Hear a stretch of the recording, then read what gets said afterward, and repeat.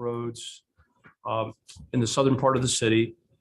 Also to look at what we can do to help in the short term, and other things that we have that CT Consultants has prepared just as options, things so everybody has an idea of what's out there, what we're doing, what we can potentially do, and then go from there.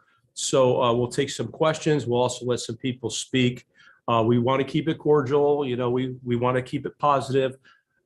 I'm calling this to help everybody who resides on Southridge Road East, Southridge Road West, Keepus Road, all the southern gravel roads, and to do what we can to help. And then I have my own opinions, but I have some funding ideas. There's some things I'll throw out there also. And then any other concerns and things like that. One thing we do want to cover is the dusting, the dust material, or the has been ordered, correct? Dusting material? Yeah, dust control. Dust control has been ordered. So that will be occurring. Yes, ma'am. I expect it sometime next week, possibly early next week. So we can't, it's salt brine, it's man manufactured. So basically it's a salt plus polymer and it's blended into water. If you hold it for a real long time, it settles out and we don't have a way to stir it back up. So we order it as we need it. We have a 2,000 gallon tank at Public Works, and then we come out and apply it, or the contractor can direct apply for it. Roads do have to be graded prior to application or it doesn't last for beans. So, sometimes we got to make it a little bit worse grading it. Plus we're just getting to some of our roads grading, doing the full deep grade, not just the maintainer. Like the maintainer drag, this is kind of a surface treatment. You want about 2 inches of what we call fluff on top of the road before we apply the salt brine. And what the salt brine does is the salt attracts moisture, and it just maintains a little bit of moisture in those roads.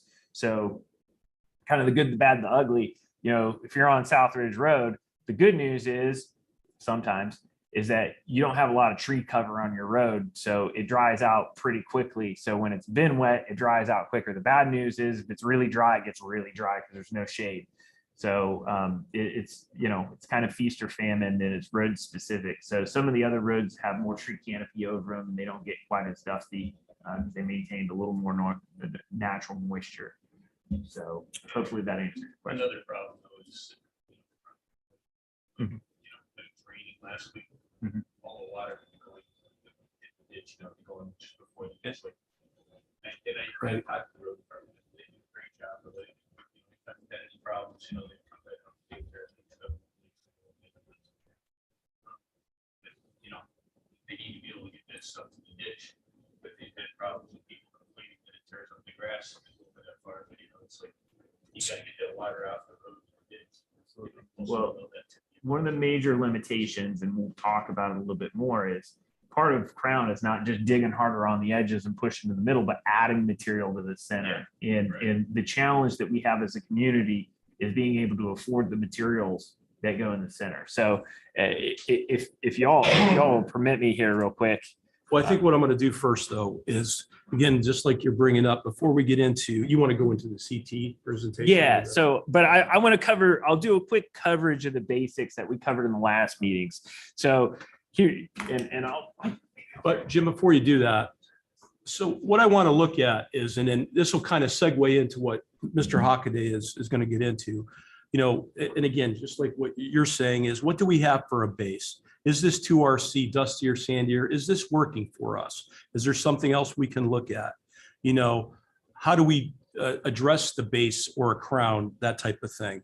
What type of stone, the bank run gravel, those type of things, ditching, drainage, the swales. And these are all things that CT has looked at for Southridge Road, just looking at as a beginning, so to speak. So these are all things to kind of get into here with what they looked up or what they actually put together for us. Again, these are just going to be some ideas thrown out there. I'm going to get into some other funding issues, also street levy, that type of thing. So, or what our current street levy generates, where that money goes. So everybody has a clear picture where all the money's going and how it's being used and what's being funded with it. There's all sorts of funding streams, so to speak. But again, I'll let Mr. Hockaday cover with CT and then what he has. Yeah, so I just want to cover, total lane miles of roads, total unimproved roads, non-paved assets. Okay, it's about 21 miles of road. A lot of this conversation, the last meeting centered around South Ridge Road East specifically, and that's about 11,500 feet from Furnace Road to Route 7 there. So just so you have an idea of what we're talking about in terms of size. This is our material budget here. This is what we're spending annually out of our capital budget on unimproved roads right there, about 72,193. That's an annual average over, I think, the last 5 years that we pulled. So give you an idea of the funding gap that we're trying to confront here is, in order to put 1 inch of gravel across all 21 miles of road, you would need 25,000 tons of gravel. Okay. Right now our pricing, when I pulled this 3 weeks ago, and it's always subject to change on about a monthly basis now, for 411 or 304 was $19.45 a ton. Okay, so we would need $486,000 to put 1 inch of gravel down. So when we talk about the crowns, just understand what we're talking about. Those are just straight capital costs. So when we talk about that 72,000, 80,000 a year that we maintain for the roads, that's everything. That's not just gravel, but that's dust control material and grits in the wintertime. It excludes operational stuff. So we're looking at, the plows, the trucks, the other kind of capital assets. We're not talking about those. We're not talking about the guys. We're not talking about the fuel. We're not talking about, roadside mowing. None of that's included in that. We're just talking about pure materials. So I pulled an example, and I picked on one of our good city employees that happens to live out there. I pulled his house just to show what he pays. He's paying quite a bit in taxes. He's paying about $3,800 a year. Of that $3,800, and you can see the couple items there, the road levy gets about 165 of that 3,800, and you see kind of what some of the other entities get. If you're $100,000 a year property, it's about $86 a year. It goes to the road levy. If you're $200,000 property, $172,000. You kind of do the math from there. Couple of things that we talked about was, our goal has been to try and eliminate unimproved roads. Unimproved roads are terrible to deal with. One, they're constant maintenance happy. You're unhappy, we're unhappy, because we have to sink so much of our declining personnel resources into maintaining it. So about 15 years ago, John, we had about 21 guys down there in public works, and we have 11 is what we're maintaining at this point.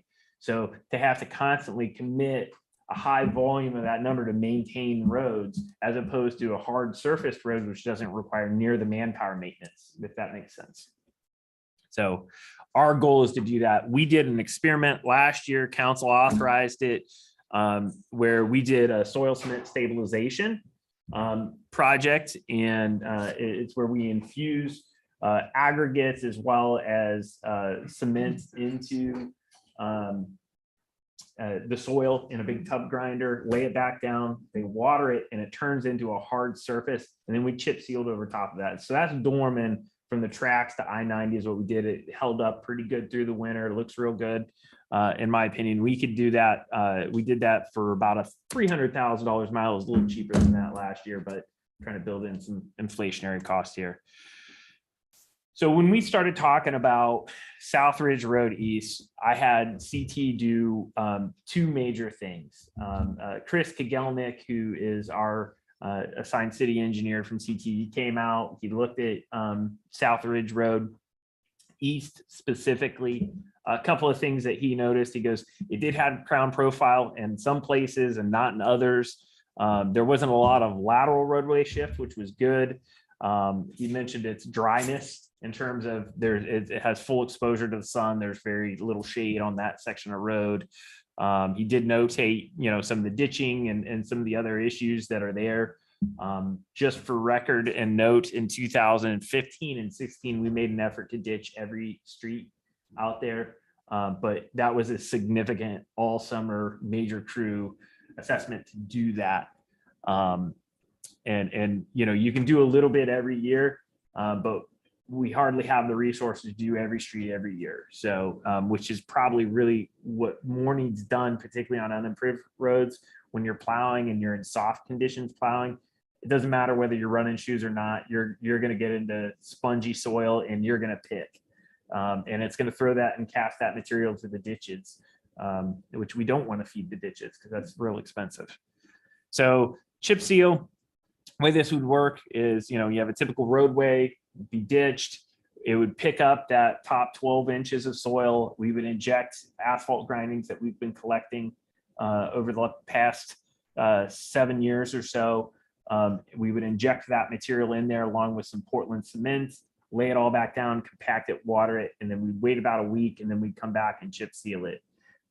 That method and we had it done. This is South Ridge Road East. So understand it's a little over 2 miles. It's about 11,500 feet.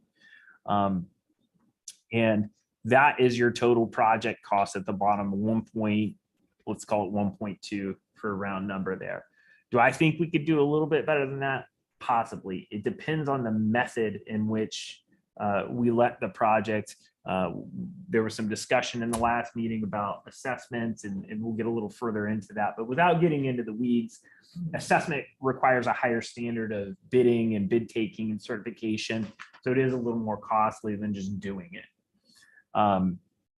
So that's your price, total construction cost. Now, notating that, he threw an alternative out there. You could do full asphalt. We've talked about some of the spongy sections of road out there due to less than desirable kind of high clay soil conditions. We have very similar issues on Gateway, where the two schools are out there on Gateway. And you can see almost 2 sections of road when you drive it today. One section's really bad right there next to the signal coming up. That was not geogridded and stabilized. With kind of like it's a plastic canister that we jam into the road and then fill it with aggregate. And it causes a lot of road failure because the road wants to move and sponge, even if you're putting in, a full sub basin here where you can see that there's curtain drainage. You can see there would be a compacted base, et cetera, et cetera. So there's a typical detail. He's speccing about a 12-foot lane with about a 3-foot shoulder.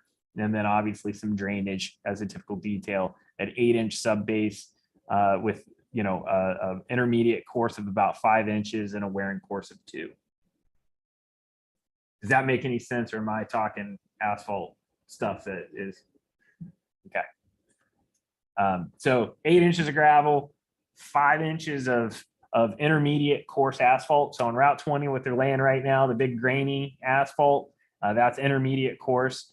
And then they'll finish it with a top course of about 2 inches, which is a much finer asphalt. It gives a smoother ride, a better sound quality. It's a lot more flexible and forgiving, so it doesn't want to crack. And if it does crack, it'll self-heal a little bit. The bigger, heavy aggregate stuff, if it cracks, it pulls apart. That's why it's an intermediate course. So, that's what you're talking about when we talk about a typical detail for a road. Part that everybody cares about, which is the price. To do that 2 mile section of road, you're looking at about $3.5 million to do that. And this is, we'll get back into how much road asset that we have, what we have in funding, whether we're talking about capital assets for paved roads or materials for unimproved roads, and what our money to resource ratio looks like, our resources to asset ratio. It's not a good ratio. We talked about assessment very quickly. For some of you guys, I wanted to kind of throw this out there. So we're generally hypothesizing about 23,000 in frontage, lineal foot frontage. We can slice and dice this several different ways. I would have to get way more specific to do anything other than the front footage estimate for an assessment. Assessment is a process by which a road can be improved where the majority portion of the cost of the road is assessed to the residents that live along that road. In other words, if you live there, you're going to pay for it. Other residents won't pay for it. You pay for the improvement in front of your house. And is determined by one of three factors. The most common on roadways is lineal front footage, your actual frontage of the road, how big your parcel is along the roadway itself. There's other methods, which is a property tax valuation method, which is the general value of your property, not necessarily how much frontage you have. So whatever's on your property tax duplicate is what we're talking about there. And then the other one is what's called a benefit conferred model. That usually isn't used for roads. It can be used for stormwater and other things more easily, but those are the three methods of assessment.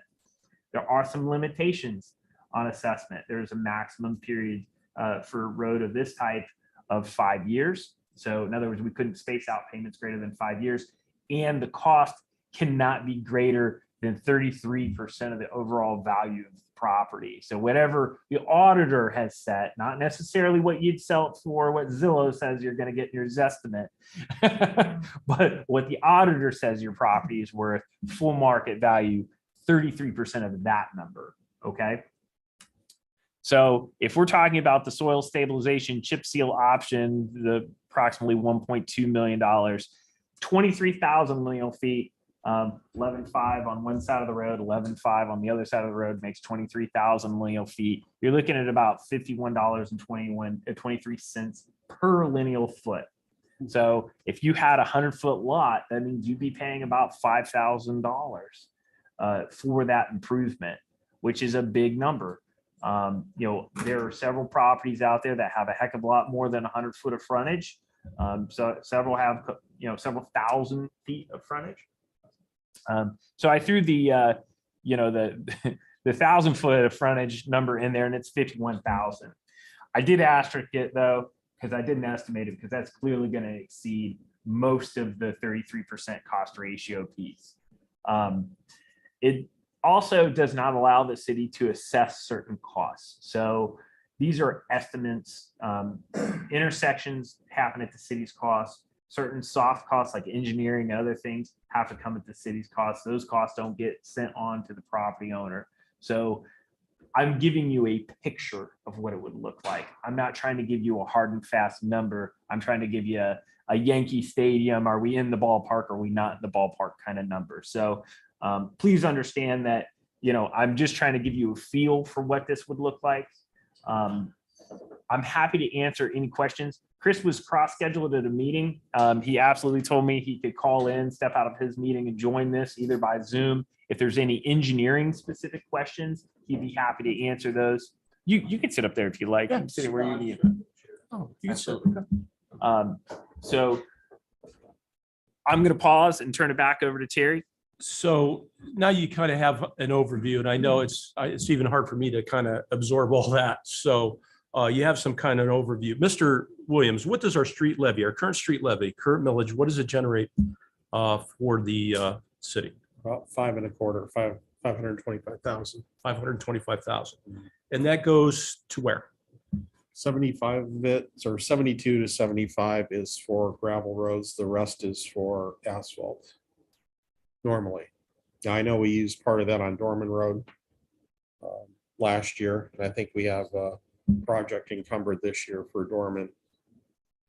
So right now, our current street levy as it is not generating a lot of money for gravel roads or for paved roads. In any, as far as maybe maintenance, so on and so forth. No, I mean, it's not for the number of square miles that we have. We need significantly more money to. And that's based on the present valuation of someone's property. Yes, I mean, that's right now there's, and I was talking to the city manager about this earlier. There's right now our total valuation of the city is $203 million. So every mill that you levy will generate in full. Now you have to factor in some delinquencies, but let's just say you collect 100%. So 203,000 for every mill that you levy. So, 5 mils, you're looking at little in excess of, $1 million. That's probably the minimum you would need to go if you really wanted to even begin to address some of these problems. But, and you could go higher. I mean, there's a spreadsheet that I put together here. It's our current 4 mils, 6 mils, 8 mils. If you look at just, I don't know what number you want to use. If you want to use a house that's. Somebody want to look at this? You can pass it around. If you have $100,000 house or 150, what do you want to use? You want to use 150 or 100? Let's just say it's 150, $150,000 house. You're going to pay an annual tax of $144 per year on the current levy if you have a $150,000 house. If you go to 4 mils, that jumps up about $60 to $210 per year. If you go to 6 mils, it's $315. If you go to 8 mils, 150 is $420. So roughly it's about $300 a month or $300 a year more if you went with an 8 mil levy at a $150,000 house. On a monthly basis, you're looking at about $23 more per month if you went to an 8 mil. And an 8 mil would generate about 1.6 million. roughly. We'd be in a little, potentially in a little bit better shape. Oh, yeah, you would definitely. Okay. So not to belittle the point, so to speak, on these numbers, but these are just kind of some ideas of what our current street levy is doing, which isn't a lot. And we realize that. What I'm going to propose here later is, I speak for myself. Some of these things would need to be voted on by my fellow members on city council. And some ideas. I know everybody here wants to know, this is all great what we're doing, and it gives you some options, but what are we going to do in the short term, and how are we going to help you? Am I not mistaken? How do we help you now? How do we address it? And how do we maintain the roads, or try to start doing a better job maintaining those other roads as best we can with what we have? And that's kind of what I wanted to start the conversation and move forward that way. So just understand when I come up, and I'll let everybody talk here now before I get into some of my ideas with some funding to maybe some money to throw at some of these roads. And we're not going to be able to do 2, 3, 4 miles, but maybe a mile here, or let's take the worst roads that we have and maybe try to address that if we can. I believe we're all citizens of Conneaut. It doesn't matter where you live in the southern part of the city, northern part of the city. We're all residents of the city of Conneaut. And I've heard comments, well, if someone lives out there, then that's where they choose. I don't even want to hear that. That really pisses me off. So that's not good government, and that's not what we're about. So Ruth, would you like to speak? And if you could speak loudly, because we have the AC on, it's a mic right there in front of you. Right there. Yeah, we could probably put it there for you. My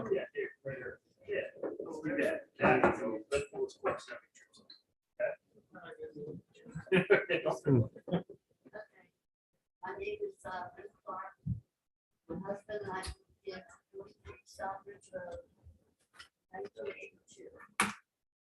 And we have put up with a lot of this road, but I'm telling you now, this stuff is the worst it's ever been.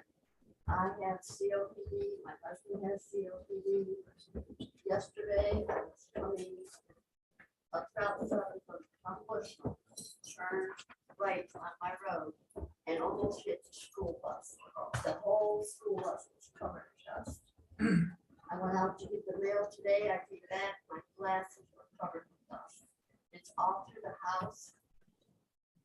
I don't know, it's just, I don't know how it's longer. It's just, I'm about ready to take the water hose and go out in front of the house. But it's terrible, it's gritty. You can touch the furniture and it's all over. Is it gritty, light, sandy like? Yeah, it just floats, it just floats. Someone had sent me a video today, and I thought it was a Las Vegas sandstorm Yeah. coming across the road. Just realized it. Yeah. Yeah, but My car used to be red. Now it's brown. Yeah. and we understand that, All and the vehicles, if they go past the road, whether they go slow Or they just do it out. And again, Just roll. right, and I'm not going to make excuses here, but we do have another unique situation, is that our weather is horrible. Pray for rain. Praying for rain, which is coming, but we usually have 3, 4, 5 days of rain and all of a sudden a dry day, then rain again. Now we've had a string of dry days now, and that's like, as Mr. Hockaday stated, it's ordered, it's ready to go. And hopefully I mean, every dry season this comes up. 2 days, yesterday and today, raining that road. 2 days in a row, it's just flying, so. That's all I have to say, I'll let somebody else. Okay, thank you very much. Susan Farida, or Farrell, is it Farello or Farida? Okay. Farida, like Frida, okay. I live at 115 Southbridge Road, and been there since about 2007. I'm interested in this. I feel for the folks who live much closer to the road. It's terrible. I saw the school bus go by today, and it's like there are 3 houses size dust clouds behind. They could slow down. But anyway, I'm happy to see you talking about soil stabilization and choosing asphalt apparently as a topic. Mr. or Hockaday. Incorporated into, is that what I'm understanding?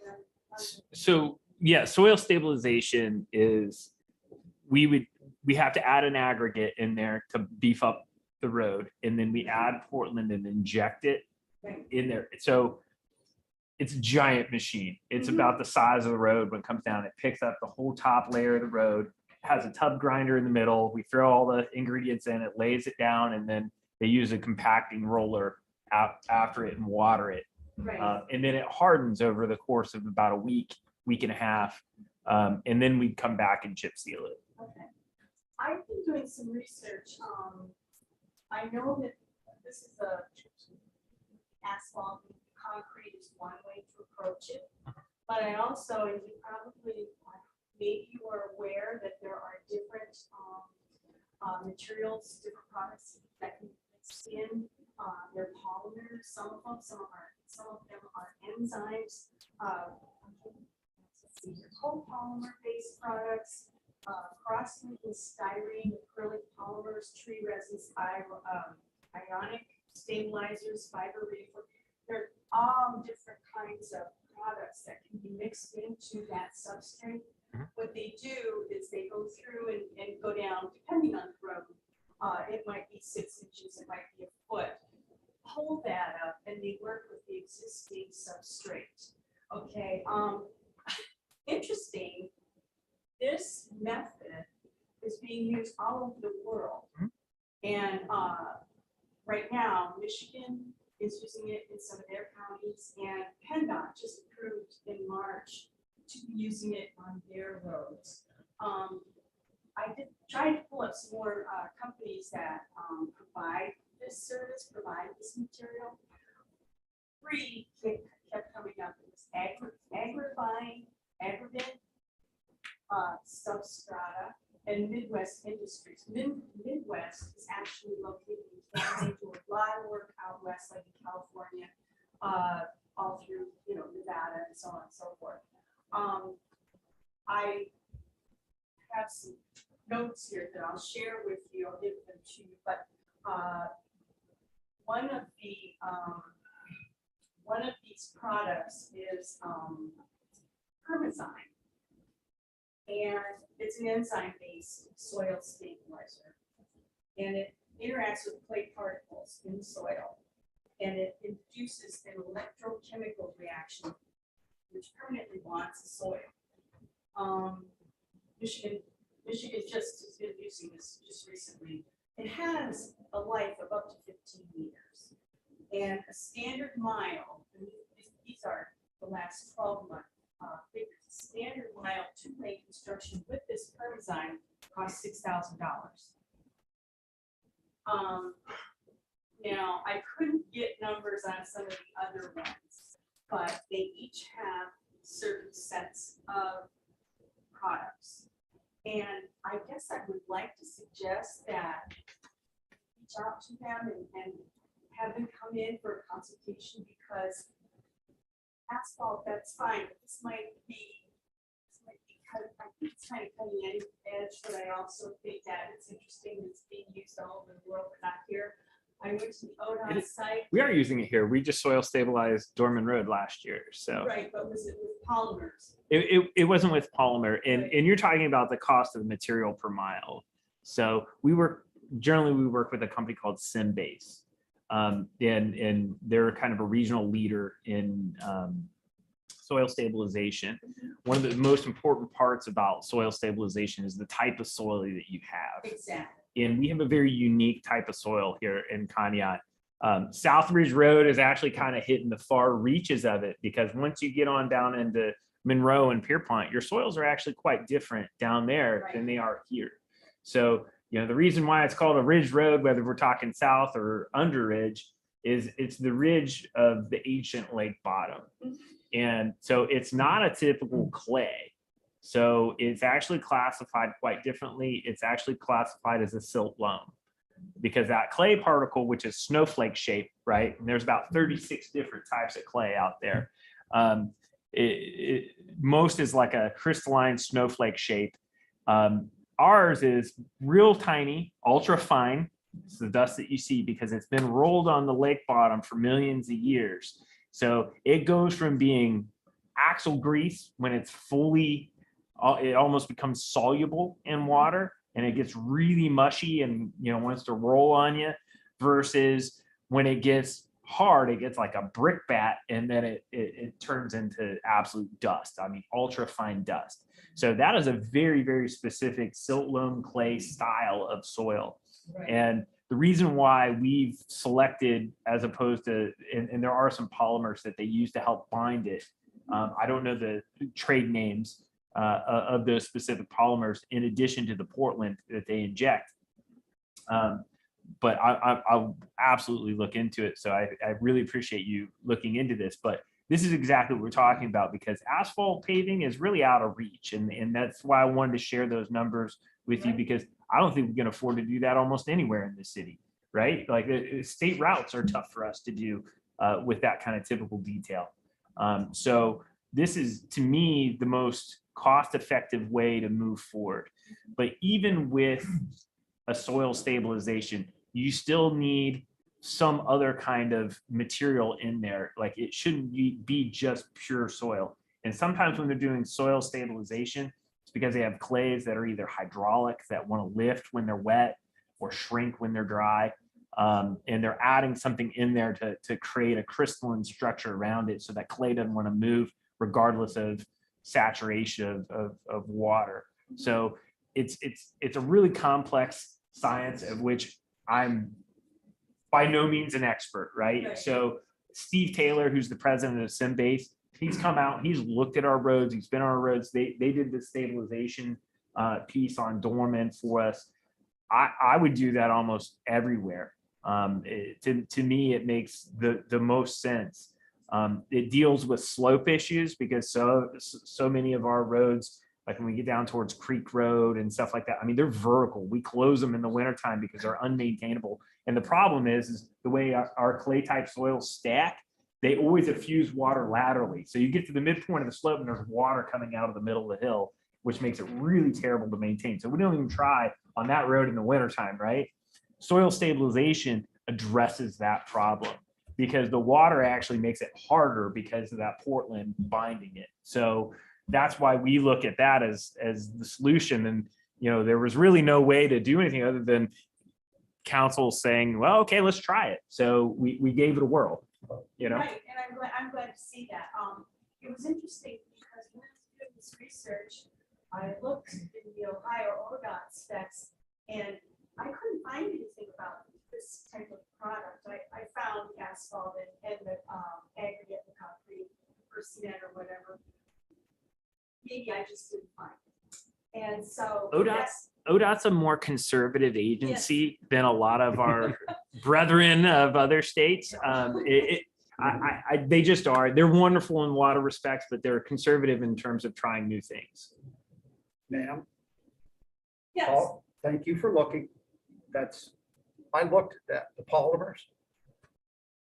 we have to have, they have to have a certain amount of aggregate in there. Right, In some places, we don't. well, it depends. And but thank you for looking. I tried to talk to that company that you were talking out of Akron, Midwest. Midwest. Mhm. They wouldn't speak to me. But, Well, and thank you for looking up that. I'm serious. well, I think that, you know, it warrants another look because across the nation, everyone is struggling with this. And it's not going away. It's only going to get worse. And so here, I'll share this Thank you. information with you. I'm happy to. Thank you very much. Appreciate it. You're welcome. Thank you. Yes, I looked 2 months, stuff like So this. our total out the door cost on Dorman was about $225,000. Now, that included, that was a mile, it's an exact mile. It was $225,000. Now, I'll put a little asterisk on there, okay? The reason we've been banking our asphalt grindings is I've been trying to save them up so we can do something meaningful with them. If we simply mill them off and cast them out on a mile of road every year, they just disappear and they're gone forever, right? And you know, they either get plowed off or they push down, right? And then the fines are gonna come to the top, right? Same thing that always happens, especially if we put large. So I've been trying to bank it up. So what we did is we put about 4 inches of asphalt grindings on Dorman, and then we brought that tub grinder in and milled that right into the mix. That saved us a huge sum of money by being able to recycle asphalt grindings into that mix. So we didn't have to provide virgin aggregate to go in there. So that's kind of been my plan, is to save it up. And it was still 225 with that. Now, we put a single layer chip seal on it. But the other thing that we did is we used a mastic, which is another water-based polymer sealant on top of it. And that's why it looks black and it doesn't look white and dusty like a typical chip seal. Because you can chip seal a road and it gets just as dusty. It gets that real fine limestone dust on it. It's terrible. So we like to do either a fog over top of it. Traditionally, those fogs are oil-based. We went with a mastic, which is a water-based. And we wanted to try it out. The water-based stuff was about $25,000 for that same mile of application, 24 feet wide.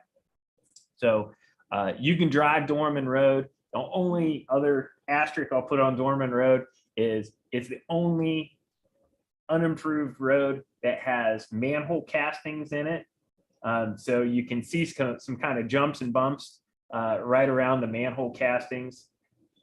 We will cut those out this year and put full collars on them. But it was tough for that machine to walk up to that casting, lift itself up, and then dive back down on the other side. So we don't have that situation on any of the other roads. The only reason that situation's there is because of the schools and they're on sanitary sewer. So so that's the only 2 things that I'll throw in there. But we wanted to put that mastic on it to lock in that aggregate, because I was worried when we hit it with plows in the winter that we were going to peel that aggregate off the top. So we're trying to use a mastic to lock it in. The overall life of a chip seal, even if it's a single or double layer chip seal, you're going to want to kind of come back and redo it with some relative frequency. So you do it in year 1, you better be back between years 3 and 5 to put another layer on it. And you got to kind of keep going. So it becomes a little additive, and I add that as a warning. So let's say we try and start knock off a mile a year using the soil stabilization method, whether we're talking assessment or whether we're talking, a levy or something like that, it doesn't matter. It's you do mile 1 and then you go do mile 2. And then you go do mile 3. Now you got to come back to mile 1 and do a little more treatment on it. And so there's always going to be a tailing year. Our last mile of chip seal at last year's prices was $93,000, a single layer. If I may, this fair, I was aware that at one time there was a consortium where communities get together, purchase through the state of Ohio. We are allowed to accept state contract pricing at any time. So there are state contract prices for specific products. So if it depends. If we're buying something generic, we can do it generically. We also do a commodities bid annually. So the main requirement is somebody has to have bid it, right? So when we do asphalt work, our traditional asphalt work, we always allow the schools to participate in our asphalt contracts because we're doing it in a bulk and we're trying to save some money. Right. We put very open-ended language in there that if the contractor and somebody else agrees, they too can use our pricing. Because we do unit prices. There isn't a standard unit price for asphalt statewide. So they don't do that. Some of the more specialized treatments, some of the, there might be a material price, but a lot of times any asphalt-based materials, they don't bid on a statewide basis. And there's a very specific reason for that. It's all controlled by fuel prices, right? So, and we've seen what fuel prices have even done just this year. Contractors reserve the right to perform a work within a very specific period of time to say that they can hold that price, which makes sense. I mean, you have to be fair to the person doing the work, or they won't be in business very long. Herb, thank you. Herb, I don't need the mic. sure. Listen, I just, I've been out on it, 60 years I've been out there. And I know you guys try really hard, and I know there's only 11 workers, okay? But Buzz has got a map right here. And it's got, 7 years ago, I passed out the maps and the pictures and everything. 3 guys, a father and 2 sons, took care of all of Lakeville. Conneaut is really small. 3 men. You got 11 guys. I say you hire 3 guys that know how to run the grader, that know how to do the ditching. It's okay, all this stuff you guys are talking about, the aggregate, whatever, all right? But if you would just get 3 people to take care of Lakeville, just like it used to be. All right? I mean, I seen the ditching last year. That track hose sat on Keefus Road for 2 months. Never moved. Never moved. Why do we have wing plows on our trucks and doing in dirt roads? Because your lack of manpower. But like I said, 7 years ago, I came in here and gave you guys pictures. You put $16,000 worth of stone down and you threw it 12 foot into everybody's yard. It's not. And now we're doing these roads here. I'm trying to get everything out, but you're doing these roads. We should be buying them grindings. We have to buy them grindings instead of Simac getting them grindings. Then truck drivers could be tailgating them roads, that asphalt down our roads right now. And you could get contractors like me and Bubba and everybody else say, okay, we'll get our dozers out. We'll spread it out.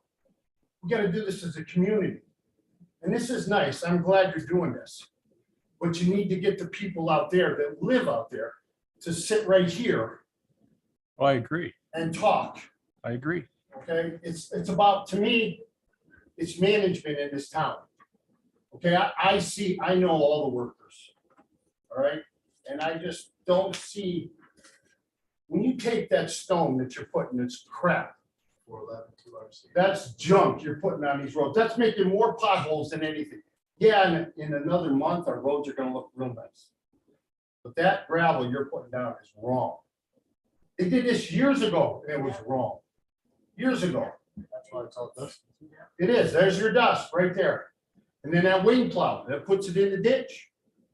Sorry, it just, you go to these other towns, and I call these other, they don't use wing plows. They just put wing plows. We don't put wing plows on our dirt road. And then here, what gets me is I go back and forth from the farm to my shop. I see the city trucks come in here, drop that stone down, all right? Bring it, our trucks, bring it in. They put it in a great big pile. And then the same trucks later on will put it in that truck. Why don't you just tailgate it down the road? That's what they used to do. We're wasting money.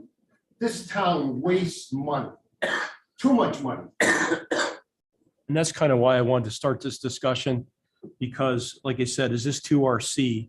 Is it dustier? It's sandier. Yes. Is there something else we can look at? Might be more costly, but again, here we are trying to do something to address this issue. I mean, we Right, have some trying ideas, hard, it's just- right? I mean, some of these things, and it's just my opinion again, are way expensive. We need to look, and what Mr. Hockaday says, and I understand it, and to a certain extent, I agree with it, because it's constant maintenance, but let's be realistic. We can't pave all these. So it's not going to happen. But listen. But you can with you the, can- you can with get the, them grinding and the stuff. grindings and the stone. Part of the base. Let's talk about the grindings real quick. I want to interject there. So So- the state will not specify in a contract that the local community gets them. Okay. In this specific case, the contractor Marucci and Gaffney, who subbed Burton Scott for the asphalt work, CIMAC offered to do all the trucking at no cost so they could have the Sure, I grindings. talked to Simon. Yeah, no. I'm just telling you, like, I don't have the ability because I don't have the trucking to compete with Wait a CIMAC. minute, let me just, Oh, but but this is, wait a minute, this is what's wrong with our country. We're local. And we're letting the state dictate to us what we could do. There's a lot this body right here can do if you just get together and say, hey, state, we're doing it. That's like the railroads. You shut all the, I talked to you before about the railroads. And we shut this town down, and I talked to you, you said, we can't do nothing, it's a federal. Oh, you know what, we can. We have a constitution, we have an amendments ourselves as people, and the city and the state. We don't have to do all this stuff, what the state tells you. There's a lot of things you can do just right here in the body. Look at your constitution and your amendments that this country is based on. Exactly. And the thing is, and just like Mr. Hockaday was saying, is that we would love to have those grindings, but contractually, this time we weren't able to obtain Sure. those. But we could have did. and if you want to look at it this way, we're paying a percentage of the improvement, right? Sure. So what the contractor says is, look, if I sell the asphalt grindings, my price to do the road decreases, which costs you less, right? Why are we buying them as a city? Why do we Well, buy I would them? love to buy them, but I'm precluded from buying them.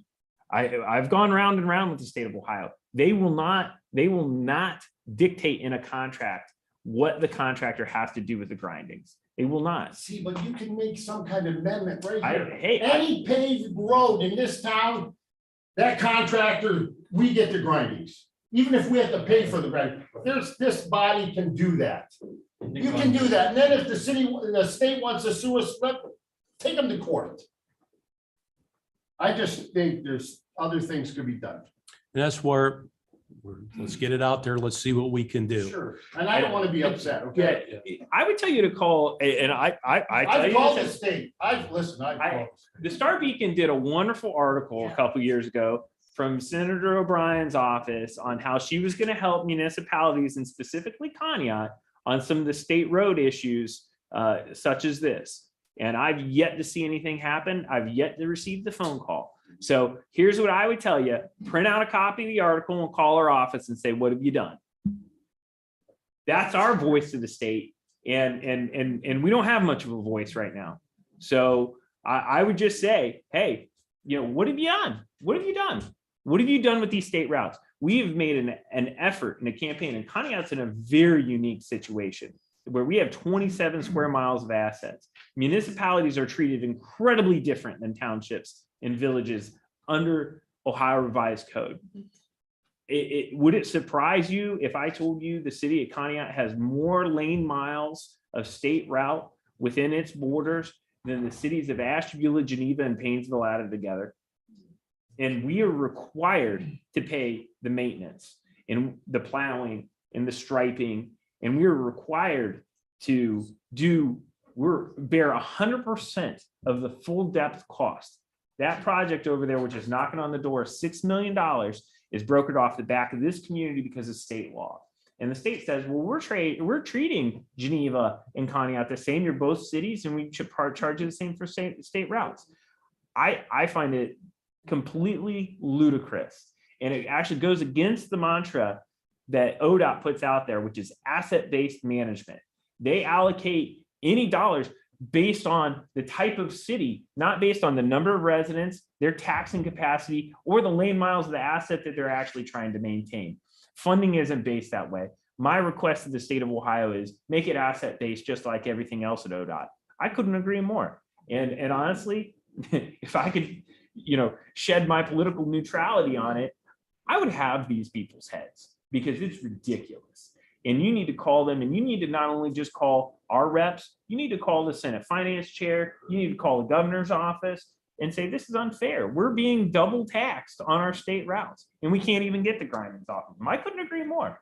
But I am constrained by state law. I can't swerve outside the boundaries of laws that are dictated to the state of Ohio's residents. Can I ask, I want to ask another question. Mhm. I mean, I talked to Cymax and I talked, they're selling stones to these townships. Thousands of dollars, thousands of tons of stones. You know what? They got stimulus money. Where's our stimulus money? Did we get any stimulus money? Where is our stimulus money? You're talking, Well- Herb, you're talking about the Whatever. ARPA funding. Whatever it is, ARPA whatever funding. it's called. We okay? have what, John? What is our ARPA No, funding? we had a little over $1 million in the first round, but we used that because the budget was the revenue loss was so great during the COVID, that the downturn was so dramatic. We had to use it to supplement the safety forces, But I police, just fire. see corrections. stones all So, over. well, there's another round of ARPA funding coming. Yeah. And there are permissible, impermissible uses. Roads are a permissible use. Not But direct- again- not directly, no. No. Right here. Anyhow, that's something, again, budget wise, that Mr. Hockaday and Mr. Williams looks at and says, okay, where do we need to plug in the holes? As Mr. Williams said, general fund. So there are permissible uses for roads, and then there's all these circumstances. I've studied this thing. I live it. I know it. I work with it almost every day. The issue is that we're aware of this. And then there's some other ideas here that I'm going to throw out there and say, okay, here's some start here. What can we do? So, Mr. You good? I'm Herb? good. Yeah. Mr. Osborne, Yes. you're up. Hey, Buzz Osborne, 716 Horton Road. Got a map here, but I want to circle back on something you guys said here earlier. I'm going to give this to these gentlemen here. I think he's heading up this thing, and so I'm going to give that map for him and Eagle to look at here. I wanted to ask you, the assessment that you're going to put on the people out there, is that for everybody in the city of Pontiac? Or is that just the road people outside? That's just one method, and nobody's saying we're doing anything with it. It was discussed at the last meeting Yeah, as a possible method for the question of the residents on Southridge Road East.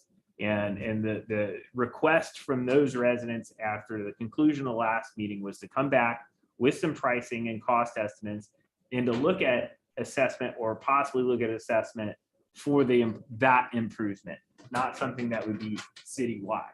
And I think Herb said something, it is possible to do what's called a special improvement district. Which is to only tax certain residents for certain things. So we would basically draw a line around an area. So regardless of what the rest of the city is doing with road levy, if you wanted to do a specified road levy that only affected the residents for those unimproved roads, it's possible to draw and tax a map that way.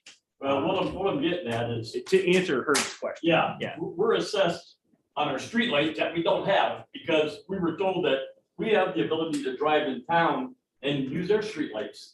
Because when you come uptown, you get to see you got streetlights up here. Well, I'm thinking maybe all the people in town can help pay for this, because they're coming out and enjoying our winery south and our nice dirt roads and stuff out south. So maybe they can come out there and help pay for the dirt road repairs. But get back to my map here. This is, the city of Conneaut was from the viaduct to the hospital to Conneaut Creek down there with the boat, the place they just opened up, the Port Authority opened up. And all the industry belonged to Lakeville at one time.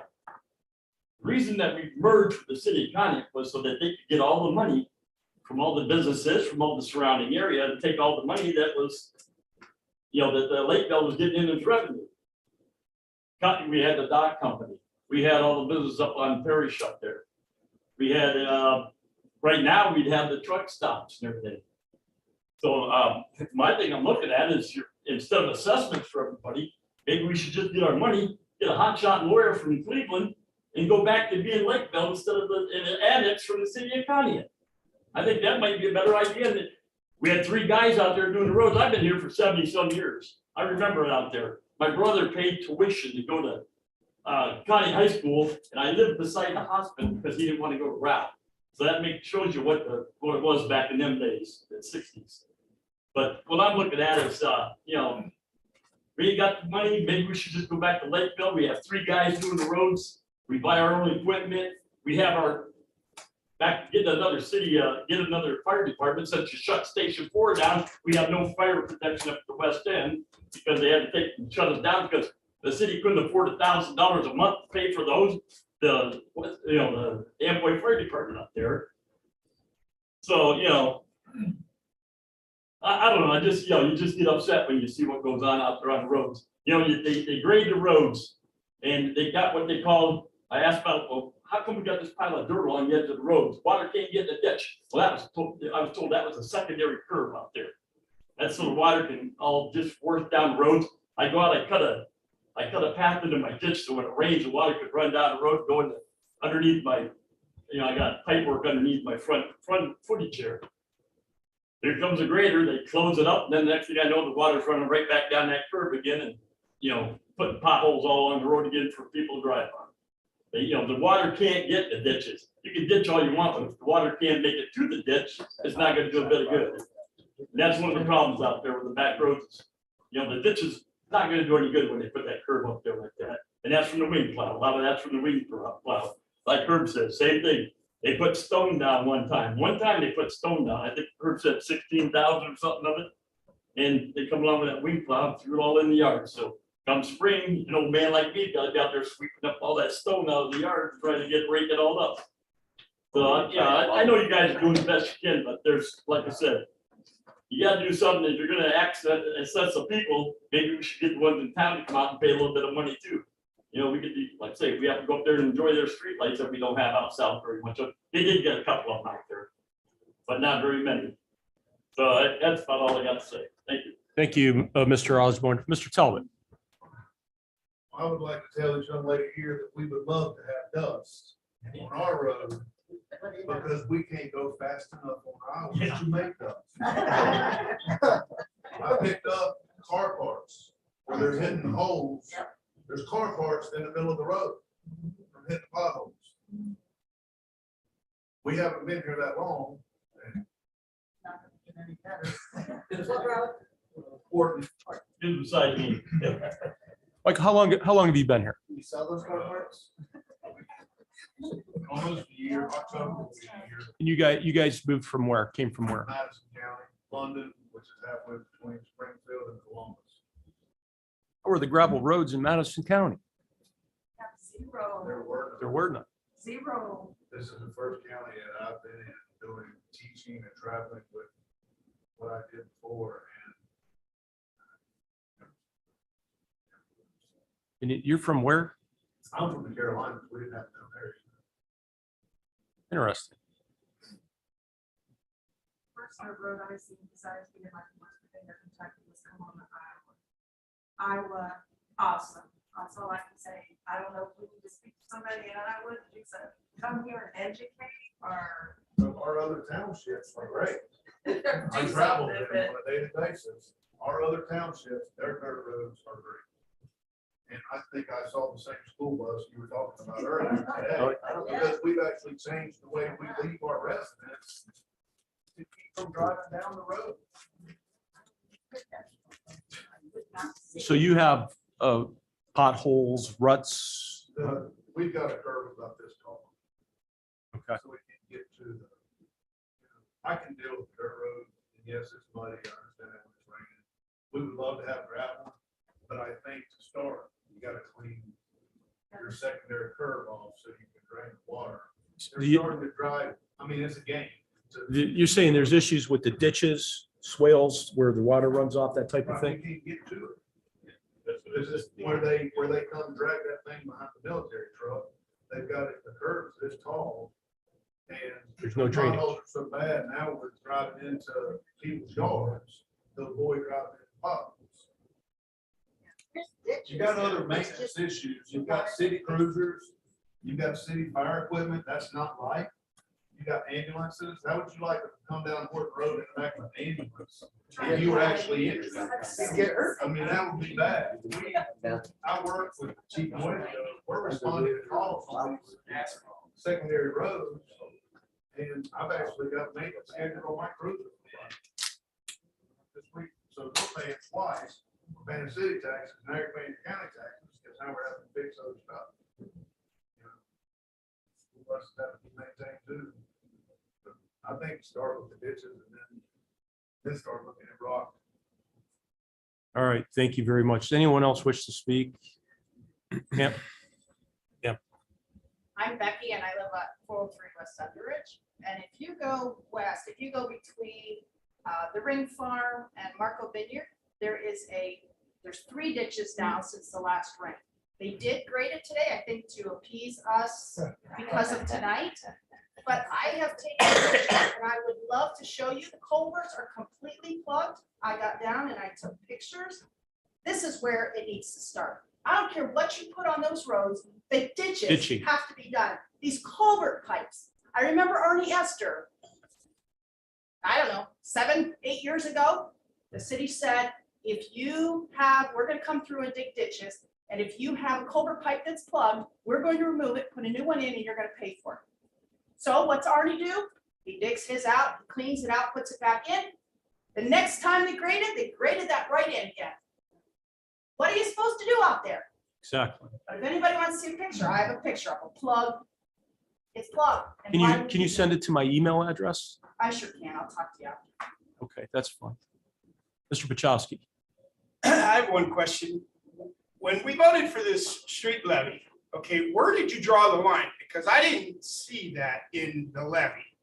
So, and that's, we kind of brought that up earlier. What does our street levy generate between $72,000 and $75,000 based on the current millage? But it goes to, again, Mr. Williams, like you say, you're asking how it's divvied up or where does it go? Yeah, who drew the line? Because when I voted on that, I didn't see a line in that vote There wasn't. that There's we not. weren't part of the city. You are, and I addressed that So why earlier. are we You are assessing- part of the city. Okay, You are. so this assessment deal, no, I know what you're saying. no. Yeah. Okay. And we threw it out there as an option. Here's millage, here's assessment, here's a levy. Me personally, I think if we look at anything down the line, down the road, we have to look at a street levy. Are we able with a levy to just designate to the southern roads? The people on the paved roads are gonna say, well, I'm not gonna pay for southern roads, just like we're talking about streetlight assessments. I get that. How do we, as a community, let's say we have a 3 mil street levy. How does that get divvied up equally to take care of our gravel roads and take care of our paved roads also? That's kind of what we have to work on and work through. Me personally, again, I don't believe in an income tax to hire people because I don't think that can be specified where that money actually goes. I could be mistaken on that. A levy, I think, is a means to do that, but that's something we look at down the road here. This 72 to 75,000, this street levy, when was it passed? 15, 16? 17. Was it 17? Yeah. And it's 0.15? 2.75. I'm sorry? That was a 2 no, right? 2.75. Two You're talking point- about the current levy? The current Yes, street yes, levy is 2.75. Yes. Okay.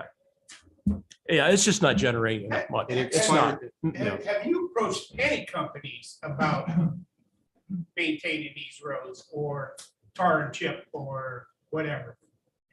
I'm looking at some numbers up there and I'm wondering, what are you doing here? Well, again, Whose numbers are those? those are CTs, CT consultants. They're an engineering firm, right? Yeah, they're city's They don't- engineering. They don't actually put the road down, right? So you've not even approached. Nobody's been like approached. Soot at a- Yeah, Jamestown, we New York. yeah, we work with companies all the time. Who's the company? Symbase. Have you worked with Soot out of Jamestown, New York? No, I have not. So this is what we need to look at. So I think, and what I'm hearing here is, again, I brought it up earlier, is this 2RC, is this working? No, it doesn't seem like it's working. But I think the issue we have to address first is the ditching, correct? Am I- Well, I did a little digging into that, okay, the 2RC, you're actually getting bank run. You're not actually getting the 2RC. That's why you're seeing all the sand. Somebody did some swapping there, and you're getting a true bank run, which is pretty close to the 2RC, but it's got a lot of sand base in it. And bank run is what? What's in bank run? Bank run is just coming out of the bank. It's not run through a screener. Nothing's done to it. It's not to PennDOT specs. Is that the dust region, Jim? That's why you're seeing the roll up on the sides. That's a lot of sand just rolling out. So I guess we have to come to some, and again, starting the communication, and how are we gonna address these roads? Are we as a community, as a city, capable of doing these roads? I don't know much about roads other than what I research and what I try to find out. Are we doing it correctly? If we improve on that, can we be more cost effective in what we're using, or maybe be able to purchase more in order to do that, to accomplish all that? But it sounds like ditching is the big problem right now. And I've seen pictures where there's no flood, there's no drainage. It's just flat and the water's not going anywhere. There's no runoff, nothing. That's maybe from your snow plows. Yeah. The road. That big wing plow doesn't need to be out there. There's trucks that I know of that's in that yard with shoes on it. And that's what I mean. That could be That's back a when the start Public here too. Works Was the street department and not a bunch of lawn Right. mowers. Right, I get it. So kind of what, again, this is just me. I know we have some funding potentially. We didn't use any money to seal coat Dorman Road, so I know there's some funding there, potential funding, and again, potential. And I know we have additional funds for paving we didn't use in 2021. So, I mean, that's something we can propose, or I would propose, and to my fellow council members, and say, okay, look, what can we throw at this problem, so to speak, in order to address it, and how to best address it properly. We have to address it. And I agree with Mr. Pachowski. We are, like I said earlier, we are the city of Conneaut. Doesn't matter where I live. I pay taxes, you pay taxes. You should have your roads maintained as well as I have my roads maintained. Yeah, don't draw And then hear anything else, again, I don't want it, me personally, I don't want to hear that. Okay, or where somebody lives, I really don't want to hear that. But again, I don't have all the answers. And sometimes we have to defer to others who may have the answers. What I'm hearing is that some of this may be our fault as a community, as a city, just where. and maybe we need to improve on that. And that's what we should do if that's part of the case. But again, how do we do this without throwing, I mean, I might be naive and being a little unrealistic here, but can we do it for $200,000-$300,000 a little bit at a time? And we just have to keep going back. Because that's realistically, we're not gonna be able to pave all these roads. There's too many. It ain't gonna happen. It's too expensive. Nobody can afford it.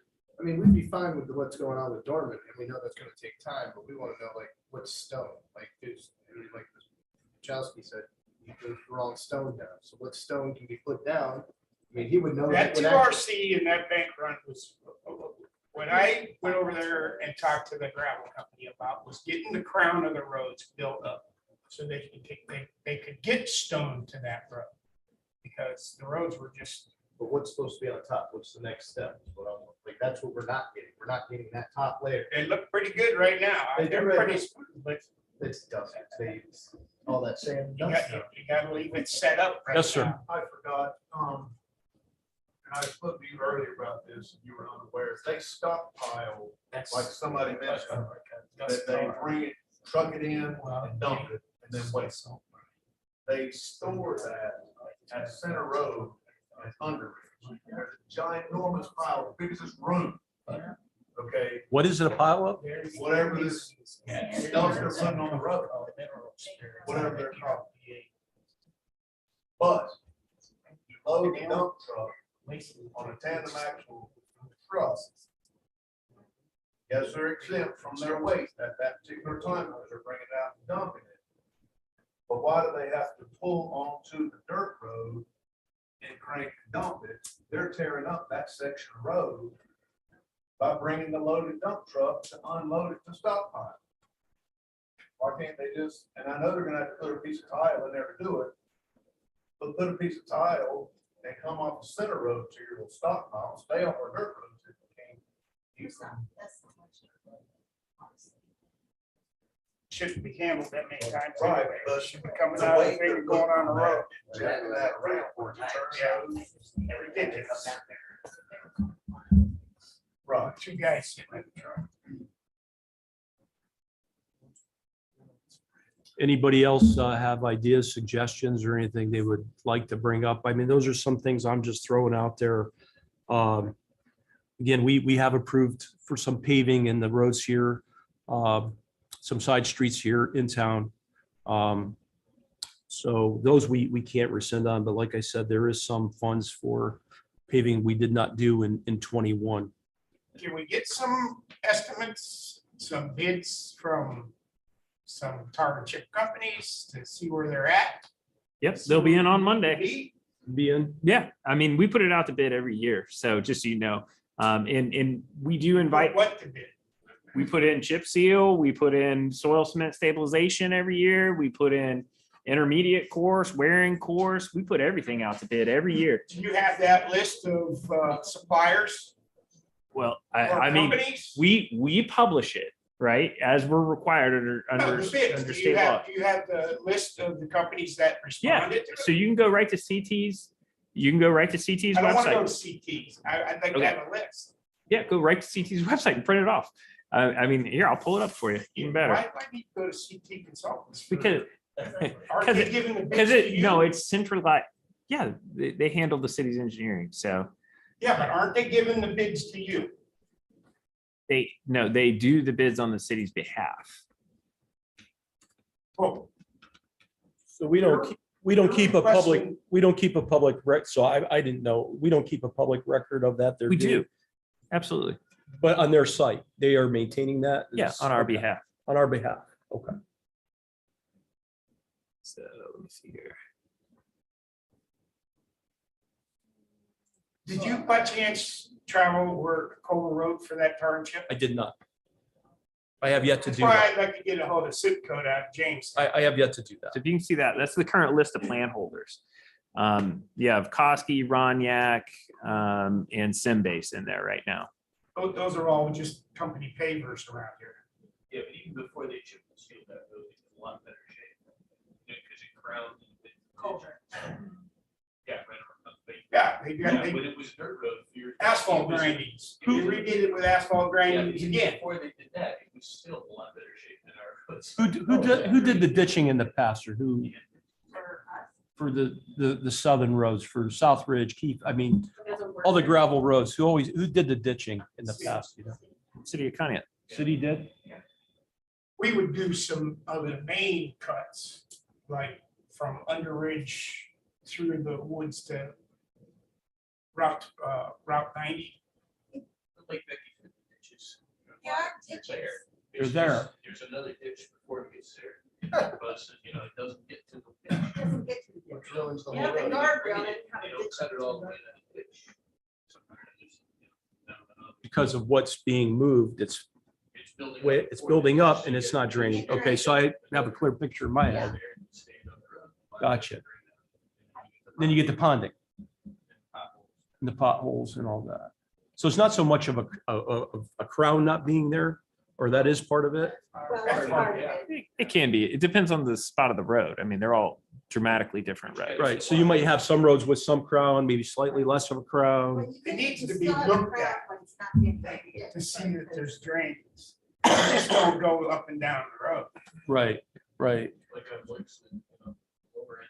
It drains pretty good, really. Right down the hill. It's common It sense. goes up. Blakesley. A few Doesn't years get the ago, traffic, but, you know. a few years ago, on South Ridge, they domed it. My husband pulled out 6 cars in the winter time. The road was not They flat. can get It was- bad. Yeah. And that, That's an over. that didn't work. Yes, sir. Yeah, one of the other problems is with that, you got that curve there, like I said, I got, you know, the whole, my frontage has a pipe underneath it.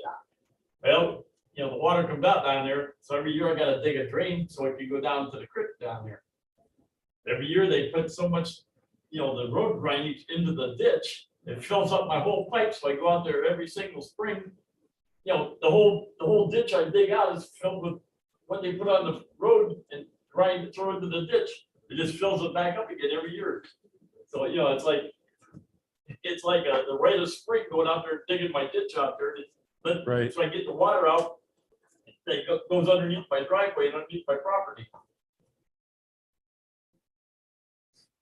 So anybody have any further questions or anything? Mr. Casito, do you have anything? I was just on that 5-year plan you were talking about. Does that involve like, we would get that money to a certain extent that would be in the levy, correct? Wouldn't that go towards it too as well? Because you wouldn't be using any of that anymore on certain stuff?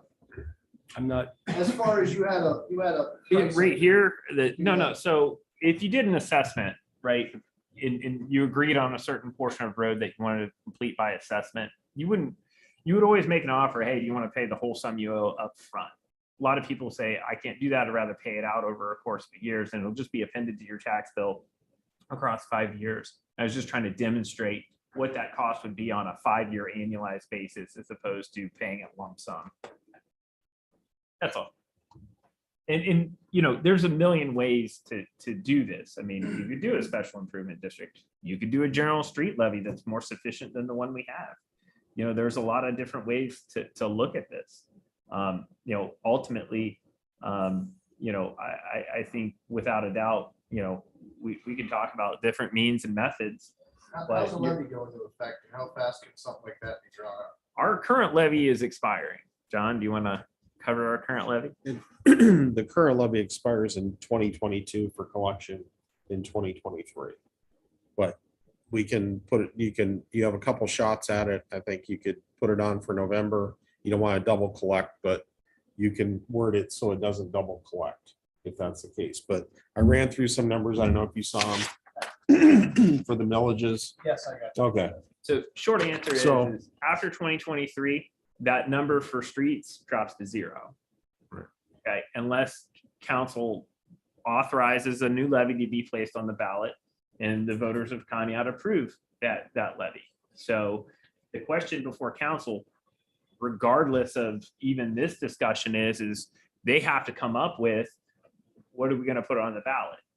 And I know one of the discussions that's been had for the last several years was, you know, when's an appropriate time to place it on the ballot? In 2017, the city opted not to increase it because there were other things on the ballot, including some, I believe, emergency school levies at the time and other things, and we didn't want to crowd the ballot for voters.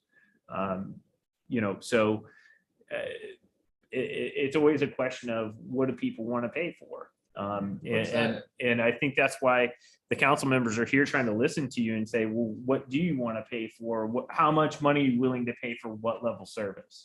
Have anybody looked into any grants? Yeah, well, in the last 7 years, we've done $50 million worth of grants. The problem is on unimproved roads, they're usually ineligible for any kind of grant. I Okay. thought they started with ditching and culvert pipe work. You can do stormwater work, but so long as it's actually culvert pipe or enclosed in some meaningful way, it will not pay for open ditching. Metro Parks, looking at grants and stuff, they increase the grant. So the only grant that exists out there is a very specialized one. It's called ODOT Transportation Alternatives Program.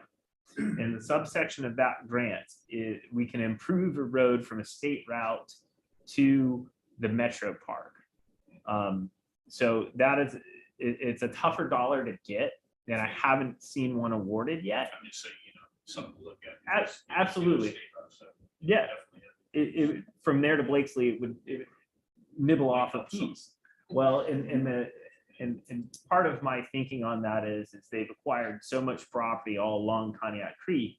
We could make some arguments. one of the reasons why we have soil cement stabilization, one of the identified pieces was Kephis to creek. And it's very difficult for us to maintain. Daniels was in very rough shape. We improved Daniels. Daniels tees into Kephis there. And that intersection, really, there's arguably nothing wrong with it. But, if we could stabilize that. The other thing is the Kephis Road Bridge, the box beams are taking a ton of damage from the gravel migrating up on top of it and then getting ground in by all of that. So we kind of put that as kind of a priority piece. The creek road hillside is impossible for us to maintain just because of the grade slope issue there. So that was what is actually packaged in our bid. It's dressed as a kind of a generic mile of soil cement stabilization with a chip seal. And we have those items listed within that bid package. But you can pick that up and carry it wherever you want. A mile is a mile. Pick a mile of road. But the question is on what basis and what are you trying to protect? I've heard a lot of discussion about, how much are you willing to fund this and so on and so forth. My thought is, let's figure out the best way to address the short term and long term before we start talking about money. And that's kind of where I was trying to go a little bit here is what can we do in the short term to help everybody that lives on our gravel roads? What could we do? So I guess the question is, are we able to ditch a portion of the roads? Are we able to start that process? Or do we have the public works director go out and kind of triage what roads are worse in the worst shape? Maybe we ditch there if it's a ditching issue. If it's where it's a buildup, can we remove that? What are the little things we can do with some extra funding we potentially have to address these problems in the short term? Long term, yeah, it could be more, but Can other companies do this as well? that would Not be, just to I understand. I understand what you're saying. So like, for instance, The cost goes up. well, yeah, Yeah. but could somebody like Bubba go out there, he do South Ridge, while City County's doing something else? So shit actually can get, so stuff can get done. Because when you only have 11 guys and 8 of them are mowing and somebody else is doing something else and they're not getting done. So is there a fund to pay an outside company in any way? That's not, I mean, that would be brought before council. That would be city administration if they would. And I think you might have some union issues, labor issues there potentially. Just, I mean, well, like you guys said, staying money wise, and I understand also paying outside, but while they're not getting done, it's gonna cost more money to do it later on. No, I understand what you're saying. So if the money was put up front or we do something forward, South Ridge could get done one way and then somebody else could do the other one. And these conversations are nothing new. And this is something we have been confronting, whether or not you're aware of it. I hear Mr. Pachowski's comment about glorified lawn mowing crew. One of the things that we have is we mow Oklahoma every week with the amount of city assets and parks and other things that we do. And part of our strategy has been, is this in our best interest to hold these various parks? And are we the most capable entity to do that? And I think you've seen the city divest itself of some of those assets so we can refocus the very lean public works crew on some of the more meaningful tasks to the residents. And the Metro Parks has a levy, a pretty good levy that pays for their assets, so they're better able to maintain it. And we can use other examples as well. And I don't think anybody here wants to pay another park levy because the parks are unfunded in Conneaut too. There is no park levy for the city of Conneaut's parks. Township Park is a separate entity, and it has 2 levies now. So, and the Metro Parks is a separate levy and it has a levy. So, I think we have enough park levy. So, maybe we divest ourselves of those resources so we can redirect our crews to be working on other things. We can continue to have those conversations. I think we also need a stormwater fund. The city of Conneaut has never had a stormwater fund. All of the costs of all the piping, all the drainage, whether you talk about, culverts under driveways or some of the very significant culverts that we have in other places, We don't have funding for those unless we get those through grants. And we have done that. The Lake Road stormwater, we eliminated one and we repaired 2 under Lake Road because they were in really, really poor condition. And those are actually our responsibility as well. I would tell you a lot of the stormwater underneath Route 7 is our responsibility as well. And it has a massive structure. And unfortunately, we're responsible for that. So, I just big picture, the public works crew is, I always say, police handles crime. You know what the firemen do, you know what the EMS guys do. You absolutely know what drinking water and wastewater do. Public works does everything else, right? And there's a lot of everything else. And they have the smallest budget and none of it's dedicated revenue. So we can't on the one hand say, hey, this is bad, and then say, well, we're also not willing to pay for it. So, we have to align their tasks with what we want them to do. So council has made those decisions to get rid of some of those park assets in order to better free up resources for roads and things like Mr. Moiseo was talking about tonight. Mr. Williams, gas tax, Yes. or gas tax revenue. Where are we moving that? That all goes to 92.5% of it goes to fund the Public Works Department. How much again? 92.5, 7.5 goes for the state highways. So the gas tax is primarily funding the street or public works department. Yes. Okay. Yep, it's paying salaries, materials. It just goes for their operations. Thank you very much. The others 6.5, 7.5 7.5, is dedicated to state highway, which is, the main maintenance. what we're and- required to maintain for state routes. Yes. Okay. And also is auto license is the same way. Auto license permissive. Yeah, auto license is the 92.57.5 split. The auto permissive is 100%. However, we allocate it, but we allocate to the public works because it's the least well-funded department in the city. Okay. Some of that money is also used for line painting. We just received a quote for line painting for 25,000. 15 of that is coming from the auto permissive.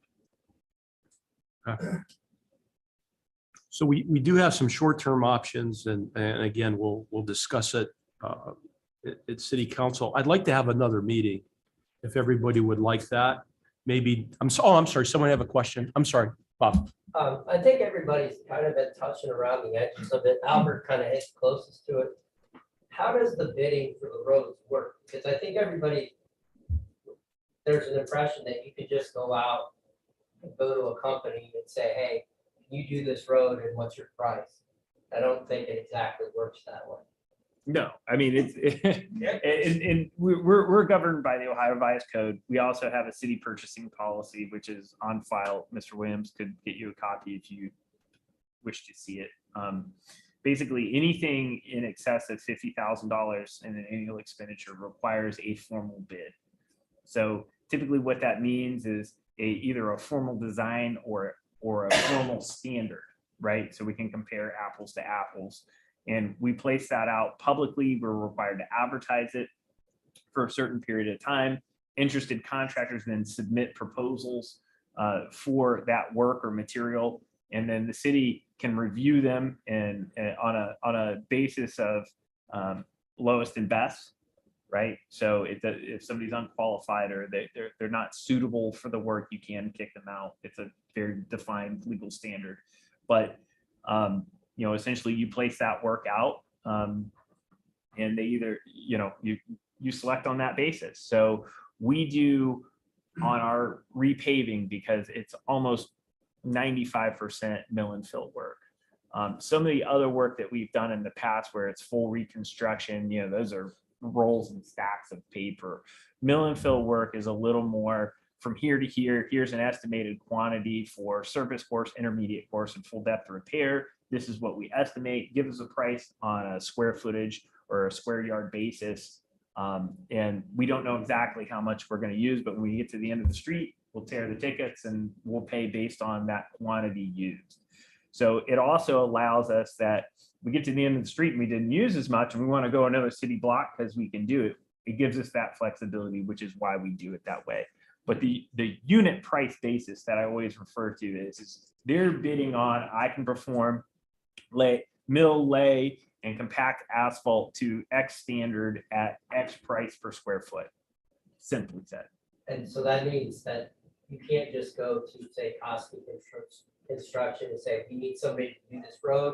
Correct. How much? Okay. Correct. No, so we have to put it out to everybody. Everybody has to have an equal opportunity. Now, certainly, you know, if there's a specialist in some kind of specific material, we want to make sure that there's more than one quote, right? So we will call various contractors and say, hey, you know, just so you know, this bid's coming out in a couple of weeks, maybe get a set of plans. Here's what we're looking at. This is a budgeted price. And we kind of give them a heads up, because it doesn't do us any good to put a bid out and have one company bid, because they're not going to be competitive. So we want as many bidders as possible. So it gets us a better price. We have a vested interest in creating competition. So we create a fair playing field, and then we try and invite those people. So Specialized, Roniak, Sim-based, they all do soil stabilization. They do chip seal. They do a variety of different asphalt treatments, literally hundreds of pages. And they don't do them just in the state of Ohio. They do them all over the country. So does that answer your question? Yes, sir. Just for council's information, we did have a private contractor that came in and did the entire loop out there on South Ridge and Horton Road. And that was done by a private contractor, wasn't done by the city. Are we able to maybe get a bid on potential ditching for certain areas, you know, on a limited basis? I mean, through a private. You can contractor? design a specific contract and put it out for bid at any time. I mean, I think where you talked about having an issue with a collective bargaining unit is if we say, hey, we're going to take something that's traditionally performed by a union and just outsource it, that would create an issue. That's why. But if you have special projects, and I think you're talking about where it failed, the whole road slope failed out there. Is that what you're talking about? No, we had no water. They put water lines in from Route 7 all the way down South Ridge. Yeah. South Ridge all the way down to Horton. Then they went down to Horton and made the loop down there around and hooked in down there. And that was all done by, you know, a private contractor. Yes, and typically any new construction or heavy reconstruction is almost all bid. We don't have sufficient teams to take them off everything else they're doing to just do a construction. We all paid for that. You know, we had to go out and get petitions and then get them to come in and do all that. But that was, I think, around the early 2000s or something, I believe. Was that about 98, 99? Might have been around there, yeah. Might have been Okay. late 90s, early 2000s. Okay. Yes, ma'am. Where we're at right now, we don't have enough staff or whatever to cover doing the ditches because there's just so much to do. Why couldn't we go to bid for, you know, ditches and culverts or whatever? Because we don't, our department can't cover what we do. Are you trying to respond to that or? No, No, I am the gentleman behind you. I'm sorry. When is their union contract up? Or first of all, is it true that they have to have 2 men to a truck for their union That's not contract? true. Why do they do that when they snowplow? We were If- told they have to have 2 guys with a wing truck. When they come out. In order to operate the wing, yes, and it's not in the contract. That is not contractual. And it's every 3 years. Are all of our snowplows wing trucks? No. Okay. We only have 2.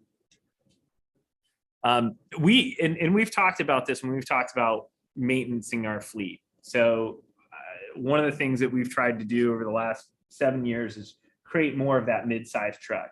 So we have these massive tandem axles with wings, which you need a couple of them for some of the big state routes. But we don't have any of the medium duty trucks, which are, you know, single axles with just a single plow.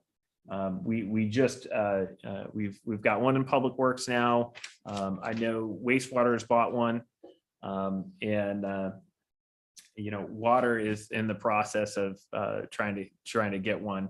But that medium duty, they're small enough that they can navigate side streets, because we run into every problem. We have big massive streets, little tiny urban streets, big wide country roads, we have all of the problems. So you kind of need all of them. And whatever happened over the years, we ended up with a lot of the massive trucks and a lot of like the F-350s, which are pretty inadequate on the southern roads. You wouldn't want to try and be plowing out there with an F-350, you'd tear it up. So that medium duty truck is, in my opinion, the solution. And we have invested and purchased a couple of those over the last couple of years. I feel like we have a need for one, maybe two tandems. You almost have to have two in case you lose one to a maintenance issue during a storm. You have to have two, but I would never recommend us having more than two. Are we capable of going out and doing ditching? I mean, the public works can go out and ditch. Are we capable of it? Yes, And they do but it? just like everything else, we want to do this, which means what else are we taking off the plate and letting So, fall off the other As an side? example, what would be their day tomorrow? As an example, tomorrow. Well, let's see, we're finishing up a stormwater line on Harbor. It's Public Works and Sewer are working on that jointly. We have, I know they have a grading crew. I know they have mowing going on right now. We're going to be working on cemetery prep coming up. Right. We have burials almost every day. We do approximately 3 burials a week. How many guys do the burials over at? Usually Cemetery? one, but sometimes it can require 2 depending on the specific nature of it. Okay. So there's a possibility, I mean, they can ditch.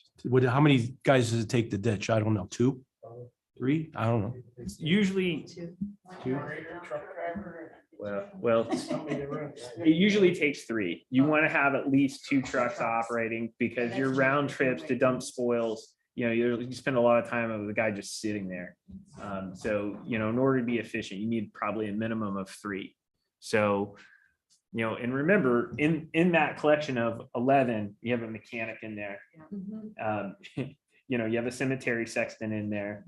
It's not a pure 11. And I would also tell you, at any point, in the most recent weeks, we've been down multiple guys with COVID. We had one guy, we were down 4 guys on Monday. We had one out for a funeral for his brother, and we had 3 in a licensure exam. So, I mean, we do the best we can with the crews we have. And I would also tell you, even as employees, and I assume all of you have had jobs in the past, you're entitled to vacation time, you're entitled to sick time. And so at any point in time, when we say 11, it's usually some number less than 11. So would Mr. DeBell be able to give us a roadmap or a plan for how he would be able to maybe address some of these issues in the short term? And not that they have to work it every day, but can they use time management and say, okay, today, this is what we're going to do this morning, gentlemen, and we're going to go out and do this. Tomorrow, we're going to do this.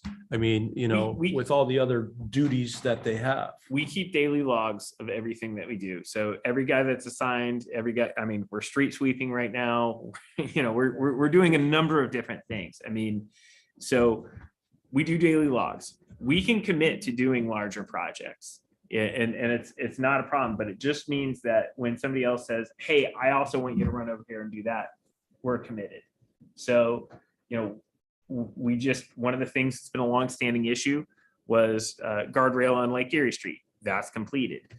We just set up another guardrail project. And guardrails are kind of a pet peeve because they're in poor shape and they're a major safety device for motorists. And we have a lot of them and in very bad shape.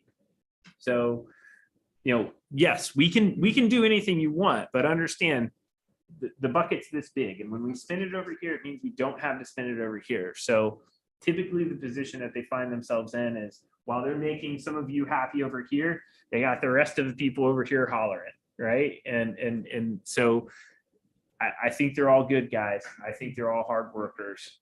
I don't think any of them are malicious or do anything, in my opinion, outside the scope of appropriateness, generally speaking. So it's a question of what are our expectation levels for them to be able to reasonably accomplish? and understand that there's a lot of crisis that comes up all the time. They do all the setups for special events. So when we have like Memorial Day, and we have any of the parades, D-Days, Soapbox Derby. I mean, I know they're already talking about Soapbox Derby and all the work that they have to do to that road to get it ready for Soapbox Derby. So I happy to do anything and everything. We made a commitment 7 years ago to do all the ditches, and I think we got probably 90% of them. It took about 2 years. Go ahead, Herb. What? Listen, like I said, I've been out there all my life. Oh, yeah, I know. I seen graders. I seen the graders when I was little. And I watched the grader. The front tire goes in the ditch, the back tire goes in the ditch. The grader goes in there, throws the dirt up. And I know people don't want to see the sod and stuff. But you can do a lot of ditching, and you really need to go find somebody, and I like all our workers at the city. I get along with every one of them. Your son's one of them. But I need, I know, you need to study a little bit about the grader. You know, you could get so much more done if you did it with the grader and the loader picking it up and throwing it in a dump truck, or just, you know, all of your gravel's in the ditch anyway. Just put it back on the road and put the crown back in. I'm just saying, I seen the grader do the job when I was little, and they don't do it now. And again, even my point, we're not trying to be critical. We're just Sure. trying to say, how can we improve on what we're doing? If we're taking a winged snowplow on the roads, why? But I'm just saying that grader. That's what I'm saying. Let's not do that again. You don't need okay? ditches this deep. You need ditches this deep. And then that grader the next year, you know, you could take that grader and just open it back up again. Right. It's not as hard. Like I said, there was 3 guys in the 50s and 60s. Father and 2 sons took care of all of Lakeville. And why can't we just get some money, hire 3 guys that know what they're doing? And I know our guys know what they're doing. They just keep guys out there. Right, exactly. Yes, ma'am. I would go back to what he said, in Springfield Township, Pennsylvania, that's what they use a grader to do there. I know our ditches are very deep. The other thing I would say is, I'm not so sure, at least on our road, that the ditches are the big concern. It's the guardrail, what do I wanna say, the curb Yeah. that's on the side that needs to be done. That's what needs to be done. And I would say, if you don't have the time, we're all here. I think we're all here willing to help. We want to help. We want to see our roads improved. If it takes Susie and I to go on our UTVs tomorrow to go check out ditches and let you know that we think this is a problem area, why not? So when was the last time the city out on any of your roads? Today. Today. Today, greater. The roads are in pretty good shape. Are they? As far as the holes go, they're in pretty good shape. Don't They go there. need dust control. So But Amber, there you're, are areas where the water is laying on the road and that needs addressed. It's still Just wet, pond we've it. been dry for how many days, and you can't go to the mailbox without getting your shoes. since it's been drier now, and I remember last time you were here speaking, you had a issue even getting to your house, I'm at the bottom of the hill. better as in how? They leveled it. They basically did exactly what I did ask for the curb. So, okay, They did level it. They did relay it. The one thing, I don't think it'll be an issue. They covered up the ditches on there. There are no ditches at all on that road, which then it's gonna wash road. Which they just did that. Usually there are ditches on the S curve. There are none. They just covered it, and I don't know if they did that by accident. It's good though. It will turn into wash road though, when it rains heavy again. That's all. yeah, yes, sir. Just one quick thing, if you Sure. guys, you know, were taking a grader out there, or, you know, the track or something, and, you know, maybe left the keys in it, we can get the work done out there. Everybody has to. Yeah, just park it, forget about it. And then you'll put it back, right? Yeah, yeah. Well, no, we'll probably be in it, still using it. So would you all like to have another meeting, say June? I'm looking at maybe the 23rd. I have some people I've been speaking with, I think would want to have some input or be here. They're former street directors here for the city of Conneaut. just, I've been speaking with them and our public works directors. Yes, ma'am. No, what's Ashtabula's levy? No. They just upped theirs because, they weren't keeping up. Just wondered. Yeah, they got a tenth of the assets. I don't know. I could find out though. Yeah, just in comparison to what we're. I mean, their at. street levy? Yeah, they're like over $1 million they get now a year because they, last time it was on, they really upped it. But I was just wondering, compared to ours, what. Don't we, do we hire summer help? Is that what we do sometimes for kids? I mean, Yes, we do hire summer help. We did amend this in the contract this last time around because they're performing as a part-time employee, traditionally performed activities. What we ask them is to augment the amount of seasonal workers that we could have to help us mow and do those things so we That's can. what I figured if they were mowing, we could have the actual guys doing And, our jobs. and that need them. we also extended the dates and they consented to it. I mean, there was nothing, they totally agreed. So we can hire them earlier and hold them later. Because obviously grass doesn't stop growing in August. So the biggest issue that we have, and we're accepting job applications. So if you have yourself or anybody, it's seasonal work. It's weed whipping and lawn mowing and that kind of stuff. So please, we are looking for people. And we would love to have people. We would love to have people. Just a You can question. stop by my office and get an application if you're interested. Just got hired for the city, but my boyfriend has applied for maybe 6 months and calls all the time. And they said, not looking for anyone." Who do they call? Public Works. Oh, okay. Call my office. Okay. Yeah, because Public Works is only going to, so all the hiring comes through my office. So, and we post all the jobs externally. Yeah, because it Jessica, looks online. yeah, Jessica, but there's no- Indeed, most of the typical job posting websites, that's where you'll see our job ads. But we are hiring people. We would love to fill them this year because it is 5 employees, 5 part-time Yeah. seasonal employees. I mean, they have 40 hours a week, but it's seasonal. Mr. Hockaday, the time frame is, their working time frame. From now until the end of October. Real quick, Ashtabula's paving levy passed in 2019 for 4 mills. Generates 2.75. How much does it generate? 3/4 of What's our, at 4 mil, the estimate on the, someone have that paper? Well, four would be 2.75, so it'd be 800, around 800,000. And on a $100,000 home What it would cost? 140, yeah. for a year, 140 a year, 140 a year, okay. whatever number is times 35. So do you know where you're at with stone purchase? What do you mean by where you're at? Like, What are you gonna do now that you've got the base back up? It's like, I mean, are you putting any 57 stone down? Are you putting any calcite? What do you, you're just Well- gonna leave it as is? well, I mean, we're happy to spend whatever.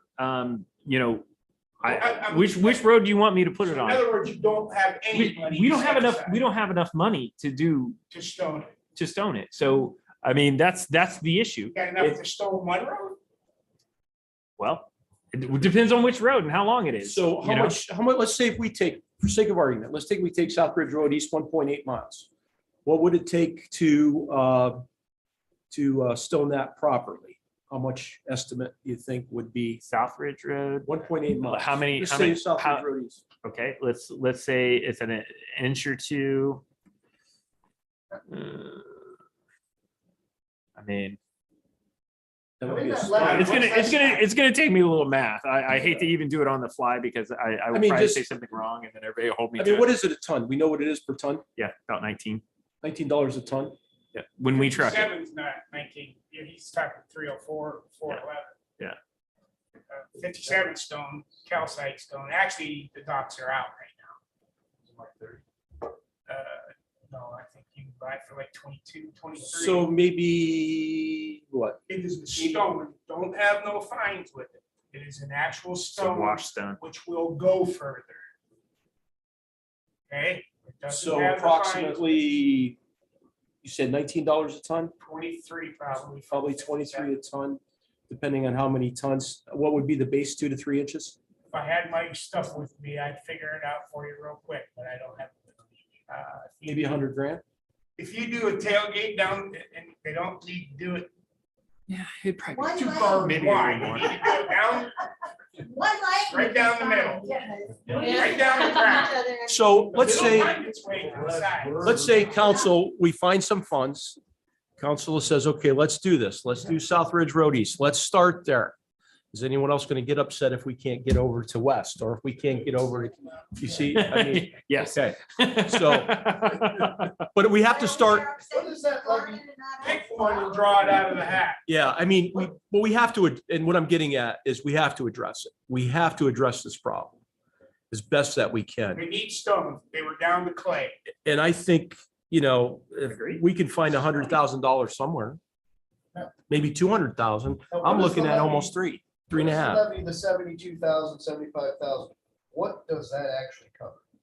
Is that, I It- mean, it's not paying the hours for the guy. Again, no, it's just materials. But So as I explained, Are we it's using all all, that material? it's every all, year? it's all the materials. Grits, salt brine, It's not for your enough. dust control. Now, as far as your salt Gravel. brine, you guys are wasting that going down the road and doing, they're not doing, I mean, it'd be nice if they just dropped it in front of houses, Yeah, stop, exactly. but you're driving a mile of no Exactly. homes and running the salt Yeah, brine you do down. All waste the wasting it. time, all the time. Yeah. I mean, there's a lot of salt brine being wasted if we're getting. They contracted it. But your fines will go away. Yeah, if you just hit a house and went so many, That way no I think dust has to 100 hit the feet house. past it, Right, right. be a little bit better. You'll buy your house all the way down the corner.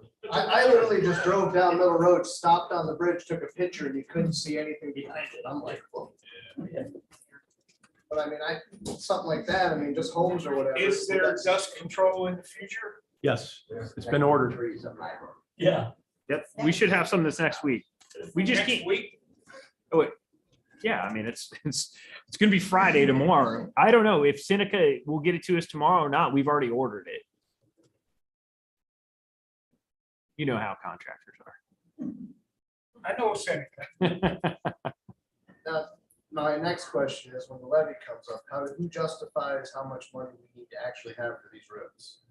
So, because 72,000 doesn't seem like it would even do one road. Well, I think right now, that's why we have to have another meeting, some discussion, if that's, as a community, if we're gonna look at keeping it at, what were we talking about? Asheville was where, as an example, 4 mills, 4 mills, yeah. 4 mills. Yes. I mean, that's gonna be up to council as a whole, but again, we need input if that's what you want to do, Just get some of that Build Back Better money. you know. It's called ARPA. I So, mean, it just seems like it's, now that it's actually, I mean, since we had this meeting and everybody threw a fit, the road actually got taken care of. no, it's because it stopped raining and we could get out there and Well, maintain. that too, but it also got taken care of because you guys are never out there as much as you guys are. There That was a road is actually plan nice. 5 years ago. And the road's actually, First, nice. yeah. Spring. So here I have this up here for you if you want to read it. So if you raised it an additional 2 mills, okay, we're not talking about any of the other paved streets. I'm just talking about unimproved streets here. You know, that would give you enough money to do, you know, like a soil stabilized with a chip seal and keep your current maintenance level. You know, so Talking soil stabilized. You're Huh? talking a 304 base, no, I'm talking. talking soil about that concrete? Mhm. We're not driving highway, we're not doing 80,000 pound machinery down these roads. No, I seen what you did over there on Norman Road, that was a waste. I gotta say. Yeah, you can go right over to Culver Road and they did a tar and chip, but they prepped that road prior to it. And they did not do no concrete stabilization. You're doing concrete stabilization like major highways. Sorry, these roads don't get that kind of traffic. No. Huh? Oh, my God, that stuff, all they're doing is tilling it up and putting concrete. Who powder in it. recommends then the cement stabilization? Is I that don't part know of who the, did that for- is that the engineering? I mean, No, I it's- have no idea who did that. As we started at the beginning, it's a very common utilization now, and it's gravel roads. it's a lot cheaper. So the difference is you can spend $200,000 in gravel and then tar seal it, or you can do this, and it's usually cheaper to do this than it is to buy additional material. And it allows us to use our recycled aggregates to do it. So that's the reason why we did it, is because it's cost effective. So what was that, a square foot? I don't know the price for square foot, but we were about 225 to do a mile. 225,000, do a mile. And that included the chip seal, sir. I'll put some numbers to that too. Yeah. But, yeah. Yeah. I mean, I that can't included the believe chip that seal. and- concrete stabilization That's what it cost is us. cheaper than a 6-inch 304 base. Yep. Okay. so, So- I'm sorry. So the other thing that I want to throw out there is, you would have to look at, what you want to do. Do you want more materials and the chip seal, or do you just want to try and nibble a mile at a time? And there might be streets where we don't have to soil stabilize because they're either not receiving the traffic, or, they are light enough or rural enough. Ones with school buses on it every day and everything else required it. Is this just for the people on the Mhm. roads? Yep. See, I don't think that's good. No. Do you know how much of the revenue raised is from paved streets versus the roads? What you're collecting right now? Tax one. I don't. I have no idea. Could you find that out? Oh, that'd be, Just go Ward That- 1 and Ward 2. Yeah, yeah, you're versus gonna- The rest of the wards. Yep. Just out of curiosity. Yeah, and Yeah, you're, you and would you're have to. correct. I mean, we got to look at a fair way to do it. Just like I said, we're one community. It's not north versus south, us versus them. We're one community. So let's say hypothetically, we look at raising potentially, put it up to the voters Right. as a whole. I don't know if council can say, well, we're going to at least dedicate. So let's say we generate $1 million as an example. 500,000 will go to paved, 500,000 goes to gravel, or whatever those percentages may be. Because I don't think we're going to be able to say, well, I mean, because population moves and shifts. We can't say there's more residents in Ward 1 or than there is in Ward 2 or Ward 3, Ward 4, so on and so forth. So who's paying the most in income tax? You know, Well, I mean- and this is a property tax, right? So, your question is either, Just out of curiosity. Yeah. and That's why I'm it can be done, but it'll be a little difficult. It might take a little while to run that. Here's the way I would also look at it is, you're about 10% of the roadway that we maintain. So, but you receive well more than 10% of the funding, right? Even on a capitalized basis. And, there's a balance. As far as what Mr. Moiseo was referring to is, I don't know that there's a way to legally restrict unless you did 2 separate levies. Council could say, hey, here's our proration when they're presenting it to the public of how we intend to spend it throughout the 3 or 5 year, whatever authorization period they want to put it out there Splitting for. the city up again. Huh? You're splitting the city up again. Well, We've been paying, I've been out there 30-some Yeah. years. We've been paying for all this in here every year. I know, and that's the issue is how do we, It's time for them to pay for it. yeah, it's how do we do it? Where everybody, we have the voters vote for it. Yeah, you can't be drawing lines. No, I agree. You can't. I mean, it's a difficult question that there's no doubt about it. the city is You know, as a collection. But what I'm going to do is I'll propose an ordinance and we'll try to take some money that we have. And again, it'll be up to the rest of council and see if we can use it. We'll maybe specify for ditching or whatever we feel through these meetings we need to use it for. And then try to improve our end as far as maybe some mistakes or things that we did. I mean, we have to be realistic and say, okay, we shouldn't have done that. We won't do it again, so to speak. I mean, I think it's fair. So, But if you were going to We- You're not gonna we collect have to. anymore. We have to. That's Yeah. zero. Yeah. But at what point do you have to know that? Depends if it's November, if we put it on the ballot. No, we can't do November, I think, can we? Yeah, you can. Council has three opportunities. Well, we have 2023, So- right? You Yeah, they have November, 2023, which gives you three opportunities. You don't wait till the last one, No, because I if it gets wouldn't. voted down, then you got nothing, right? So you have three opportunities. I think they have to have it in by middle of July or end of July this year if they want to be on 90 the days November ballot before the For this Who year. does all election. that? to the council. Yeah. You guys Yeah. do? Okay. council would have. So- How do we jump on that? Because I'm pretty sure we'd all be aboard on November. Yeah. I think Mr. Moisey is trying to Yeah. collect some input from you all as to. Yeah, November, we November want it. sounds good. Yeah, well, but I yes, think he's the also June trying to date look for a sounds number. And the reason I was saying it this way is I was trying to back into a number that was Right. appropriate and saying, what do we want done? And how much are we willing to pay? So I think that's what council's really trying to hear from you is okay, if you want to do, some chip seal and you want to do, your current maintenance, you probably need to at least be 2 mils higher. Just for, and I'm not trying to divide the city, but just for the southern roads, in order to make adequate progress and kind of make some of those strides that you're looking for, you probably need to go up 2 mils. And then if you wanted to raise your annualized materials budget on those same assets, you probably need to look at a minimum of 3 mils increase. So you would be talking about 675. Now that's no increase anywhere else in the city. That's just down there. So that's why I have it set up that way. I'm walking backwards into the problem. I'm not trying to say here or there. So we Yeah. do the 2 mil, Additional. we do the additional 2 mil. Who does that work? Council. No, not putting that together. Who does the actual work? since You we mean don't the have enough city workers The actually? construction work? Yes.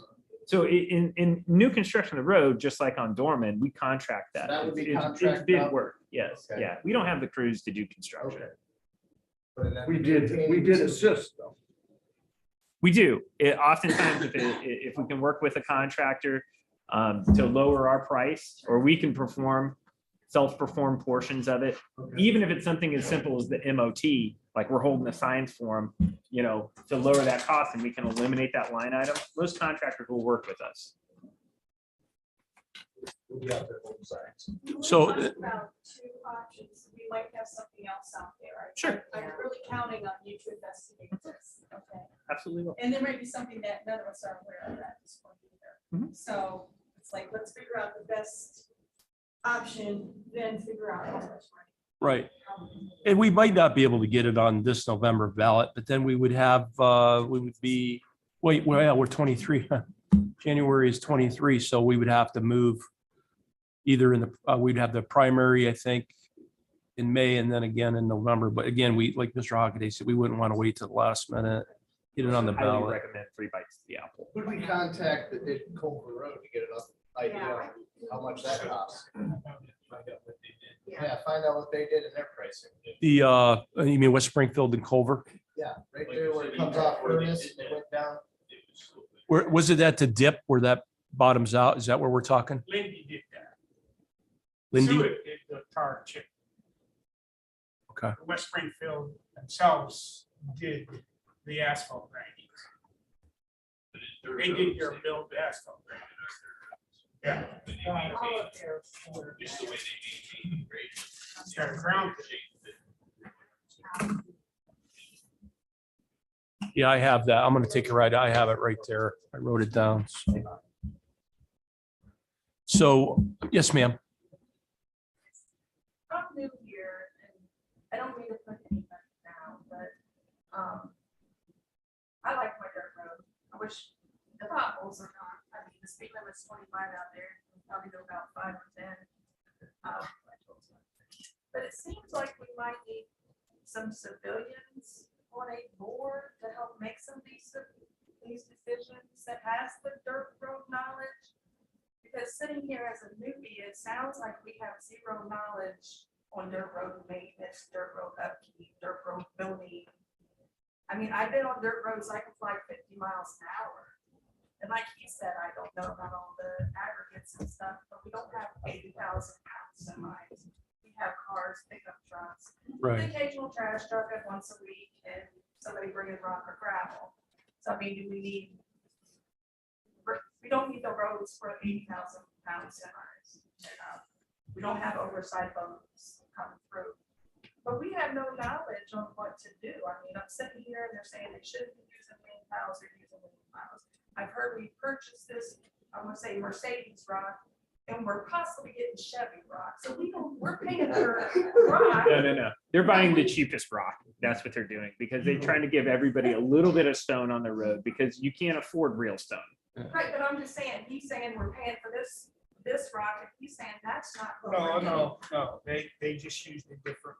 Yeah, they use the cheapest stuff. So I mean, it sounds like we need maybe a civilian, brothers, Tim, Simac, or whoever's in our community that actually does this as a business, just sit on a civilian board to say, when we're meeting with these people and they're maybe trying to sell us, they're saying it's gonna be 1 million, but you could do it for 80. You know what I'm saying? And that's So it, we don't right. have the knowledge, so they can come Neither, in here. and neither do I, and neither most of council, for the most part. We don't, you know, but And yeah. I know we're a And- city, but I mean, right. even if you have to, we're getting a relation with And your that's where county. meetings like this, I take what Mr. Pachowski says, I take what people who have this knowledge, and this is what they do for a living. I take their information. They know what they're talking about. So I have to defer to them because, or our people here, because I don't know. But then when decisions are kind of made, Right. you're going in to make that decision with no knowledge. Well, because it- we go in with, okay, Mr. DeBell, what's your recommendation? Or Mr. Hockaday, what?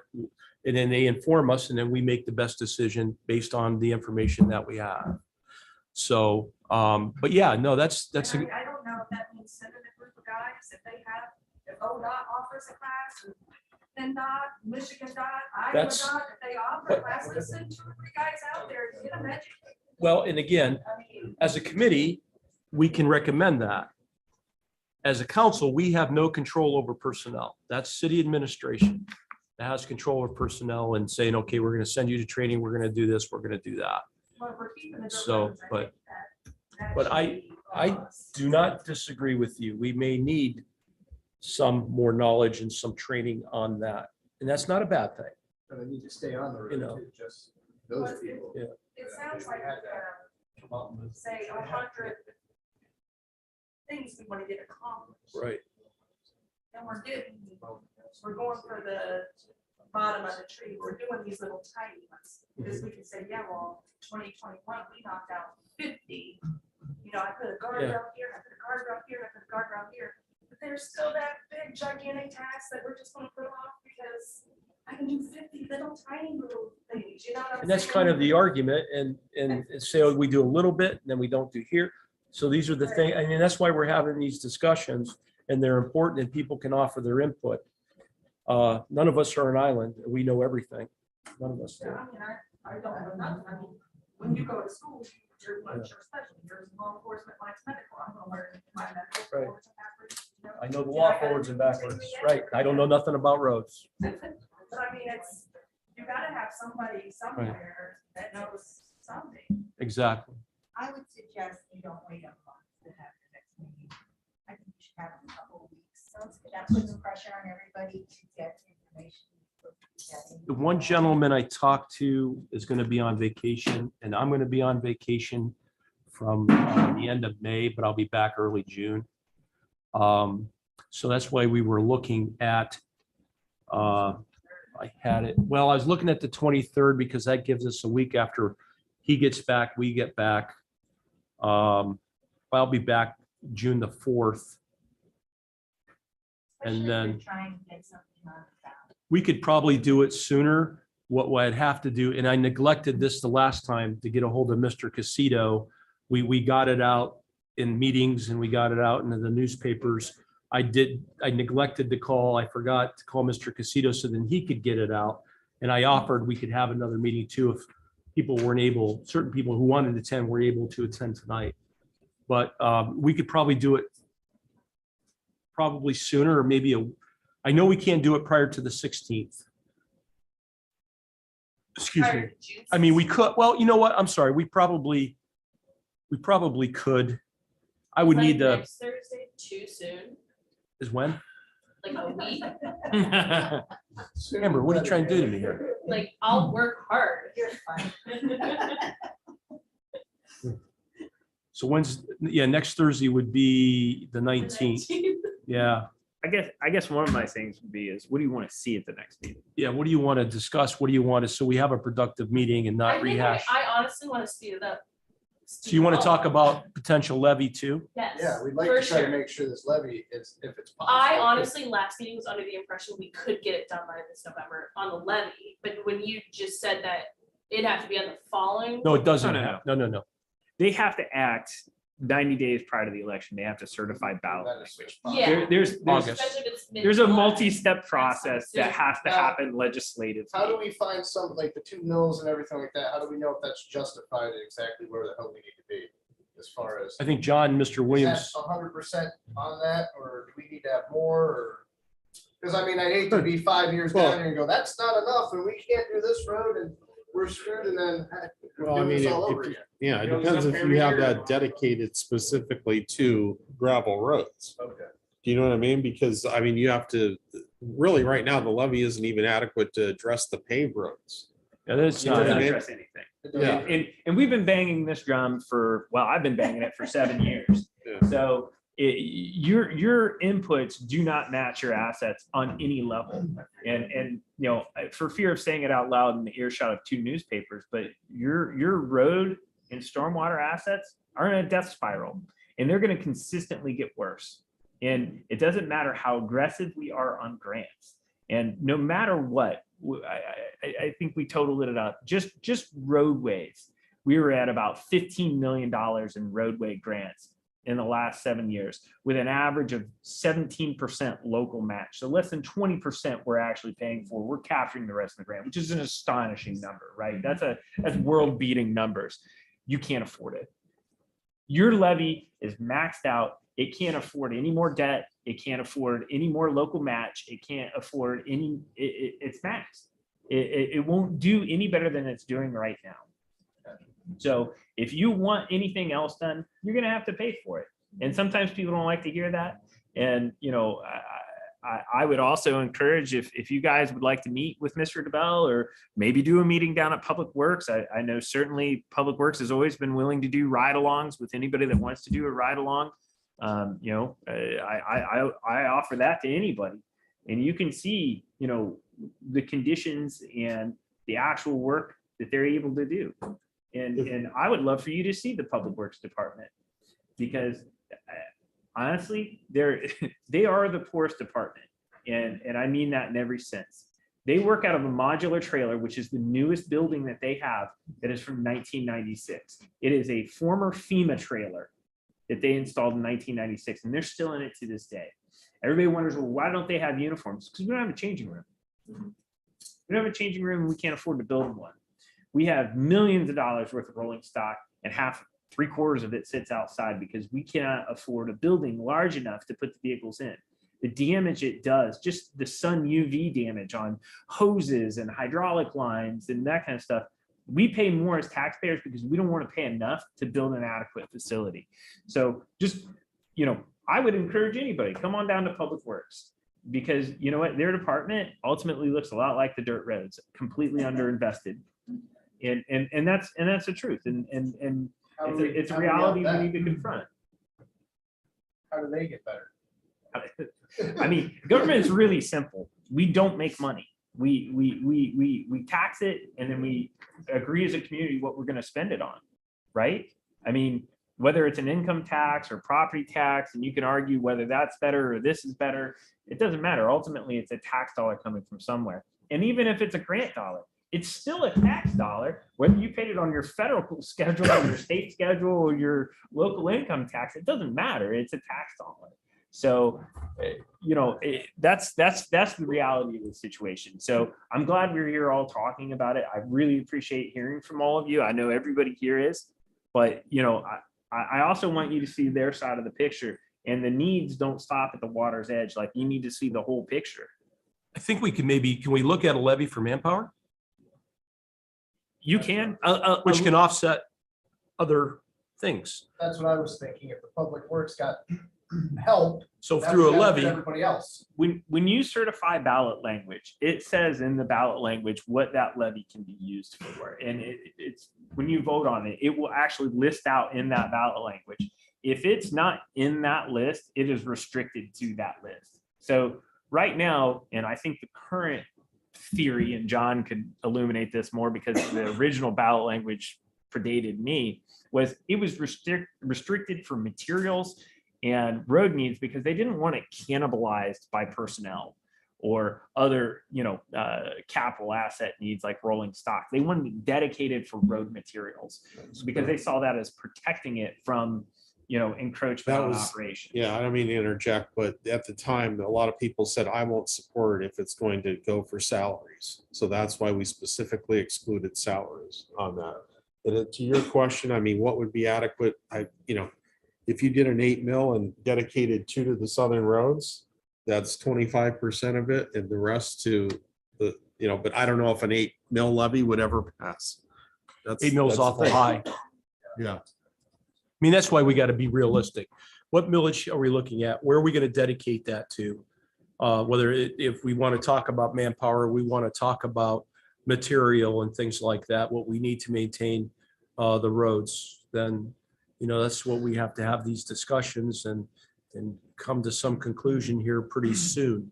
But the way I look, sometimes with manpower, you can have the additional manpower, which then offsets your cost. The levy's paying those for that manpower, then you're going to have that extra money. But then again, sometimes you get labor unions come in, but we're not in negotiation for the next couple of years. But then they'll want to come and take that little pot. That's what happened with some of this ARPA funding. Everybody saw it, wanted it. Couldn't get it unless it was for, let's say, bonuses and things like that. So, I mean, just kind of throwing some things out there. But in the beginning, you had some unions going, I want 20%. Okay.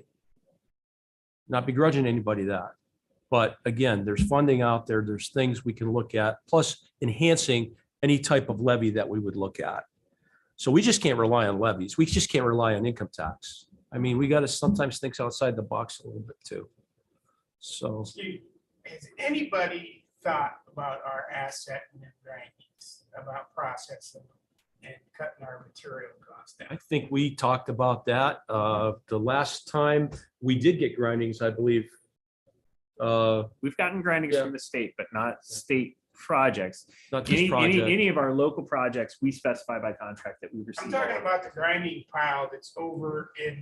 We've looked at having contractors come in and mill it for us, like Pug Mills. We've looked at reprocessors. I think in the next couple of weeks, we have a demo on a trailer that's actually a hot box where you can just pick up those and drop it in there and reheat them. Have you seen? Is there a I'm pile talking about somewhere? Screening them Yeah. and putting them down on the road, Yeah. not a hot box. Yeah, no, I'm sorry. Yeah, Because it only Pug takes mill salt brine or to screening. reactivate the I mean, chemicals in there. yeah, yes, absolutely. So when do we want to, I'm What's- sorry. Where is it? What, do you have a company or a cost? What do they do? Yeah, I mean, depends on By the the co- ton? They're gonna some process of it? them will do it for free if they get the tailings, like some of the junk that comes off of it. Yes, so it depends. It depends on what you want them to do and how you want it done. Well, where are they at? What do you mean? Where are they at? Is it not toppable? Is it not economical? What? We've been incorporating it into our road program like we did last year with Dorman, and we've incorporated it as a base material. I mean, like I There's a said, pretty big pile out there. yeah, it's about And a 4,000 bunch tons. of it just went off around 20 here somewhere. I don't know. We used to go to Public Works and just take it off the road and take it right down the road and dump it right down the road. Yeah. John Roach used to do that. He did. Which road did he do? We can do that. I mean, if you want to do it, but it's a one and done, and then you don't have it for your capital projects to do something that's a little more substantial. I don't, all I do is see him sitting over there. I don't see him processed. How did they get there? Who put them there? I mean, I don't know. They come, they're just gathered up millions from the city dumping over there. And this is where? It's over in Industrial the park. compost site. We've always banked them. Oh, I never I never paid attention to it. Really? But we used about 1,000 tons of them last year. We used about 20% of them last year on our project. I thought that was part of Cashin. No, it's ours. I've never seen processor over there. I don't. We did last year. You got a screener over there?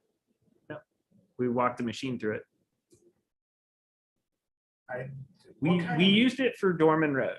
Okay, so Oh. we walked the machine through it, took the machine out to the road, we loaded it, tailgated it, and reincorporated it. But it didn't matter because they could be chunks this big. It doesn't matter. That machine will eat it. You're talking about the concrete stabilization machine. Yes, sir, because we Okay. don't have the money to go buy 57s. So we're using it in lieu of buying gravel. So whether you spend $200,000 a mile buying gravel, or we're taking the road millings and using that, it's the same. I'm talking about screening them and putting them down. Yes, and you will be able to accomplish what we've saved up in the last couple of years. You will be able to accomplish hitting 1 inch on, let's see, 20% of the roads, How about do 6 inches on one road? which is essentially the same thing that we're talking about. Is we're going through and stabilizing it in a capital project. It's the same. I mean, you can use them however you want, but I would just say get the most mileage out of them and get a permanent solution rather than just gate them off, out in the country roads, and What else are you gonna use them for? a permanent improvement to a road and get it chip sealed, get it finished.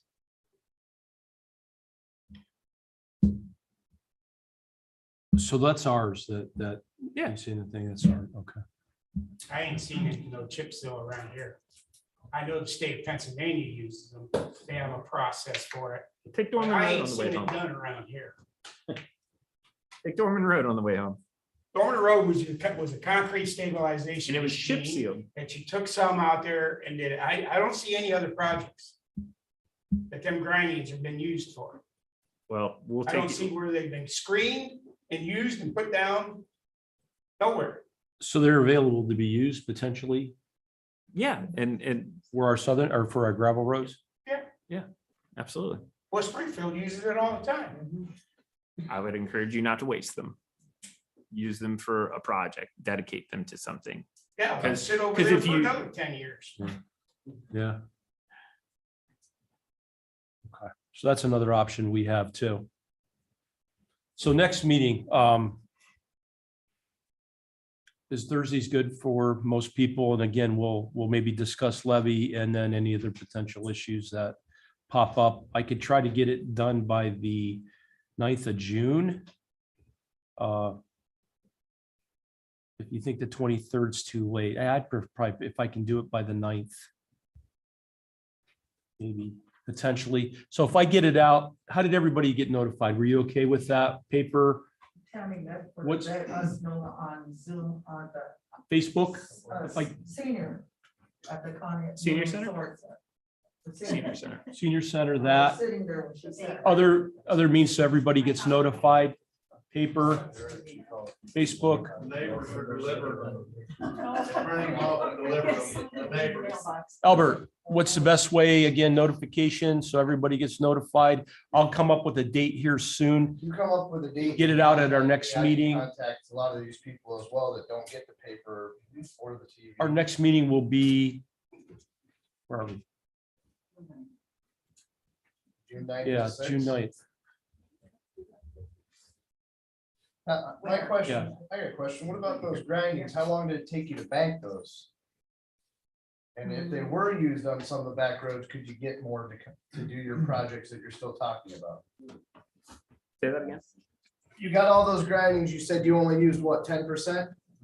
10, 20%? No, what I'm saying is if you took all of them now and you wanted to put 1 inch down on a road, you could do less than 20% of the gravel roads with 1 inch. So I think doing a permanent improvement to a road, which was the stated discussion when we started this process, and we have done that on a couple of different streets, including some of the, I know they're in town, but they're still gravel, but like T and River and Beaver and some of the other streets that, are over off the east side. Well, it's between Pontiac Creek and Harbor. A lot of those streets, and we've knocked those out over the last couple of years. So our goal has been to eliminate unimproved streets. And we've spent several years trying to do that. So you can spend them however you want. If you want to use it as a maintenance item and tailgate them every year, you can do that. But I don't think it's going to solve the problem.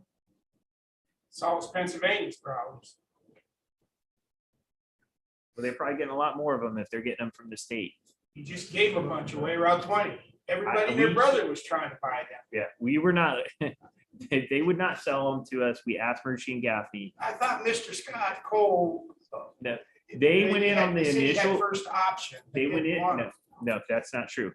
They went in on the original bid and CIMAC offered free trucking to Burton Scott for the millings. And that was the trade that they made, and it calculated into their price. So it was not, we were not entitled to it.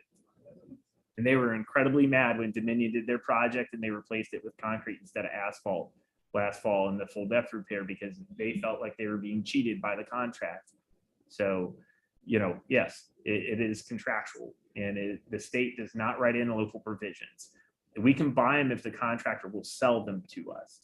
In this case, the contractor would not sell them to us because they had already made the deal when they calculated it in their price for delivering the project, which was 10% lower than any other contractor that did the project. So can't you go to the state in prior awards? They will not request. No, they will not you specify. offer the city first option on the grindings when you're bidding this work. No. You can't ask the state. to do that. We have asked. They've already said that they will not specify in a contract. They will no longer include that in the state-let contracts. I've had the That's conversation. changed. It has changed because they got tired of this issue. So they said, we're not dealing in it anymore. And they just wrote in an exclusion that they won't do it on local government's behalf because they get in these little fights with contractors and cities. Does anybody have anything else? And again, I'll get the meeting out there. And our next council meeting's May 23rd. So I'll try to announce it then. And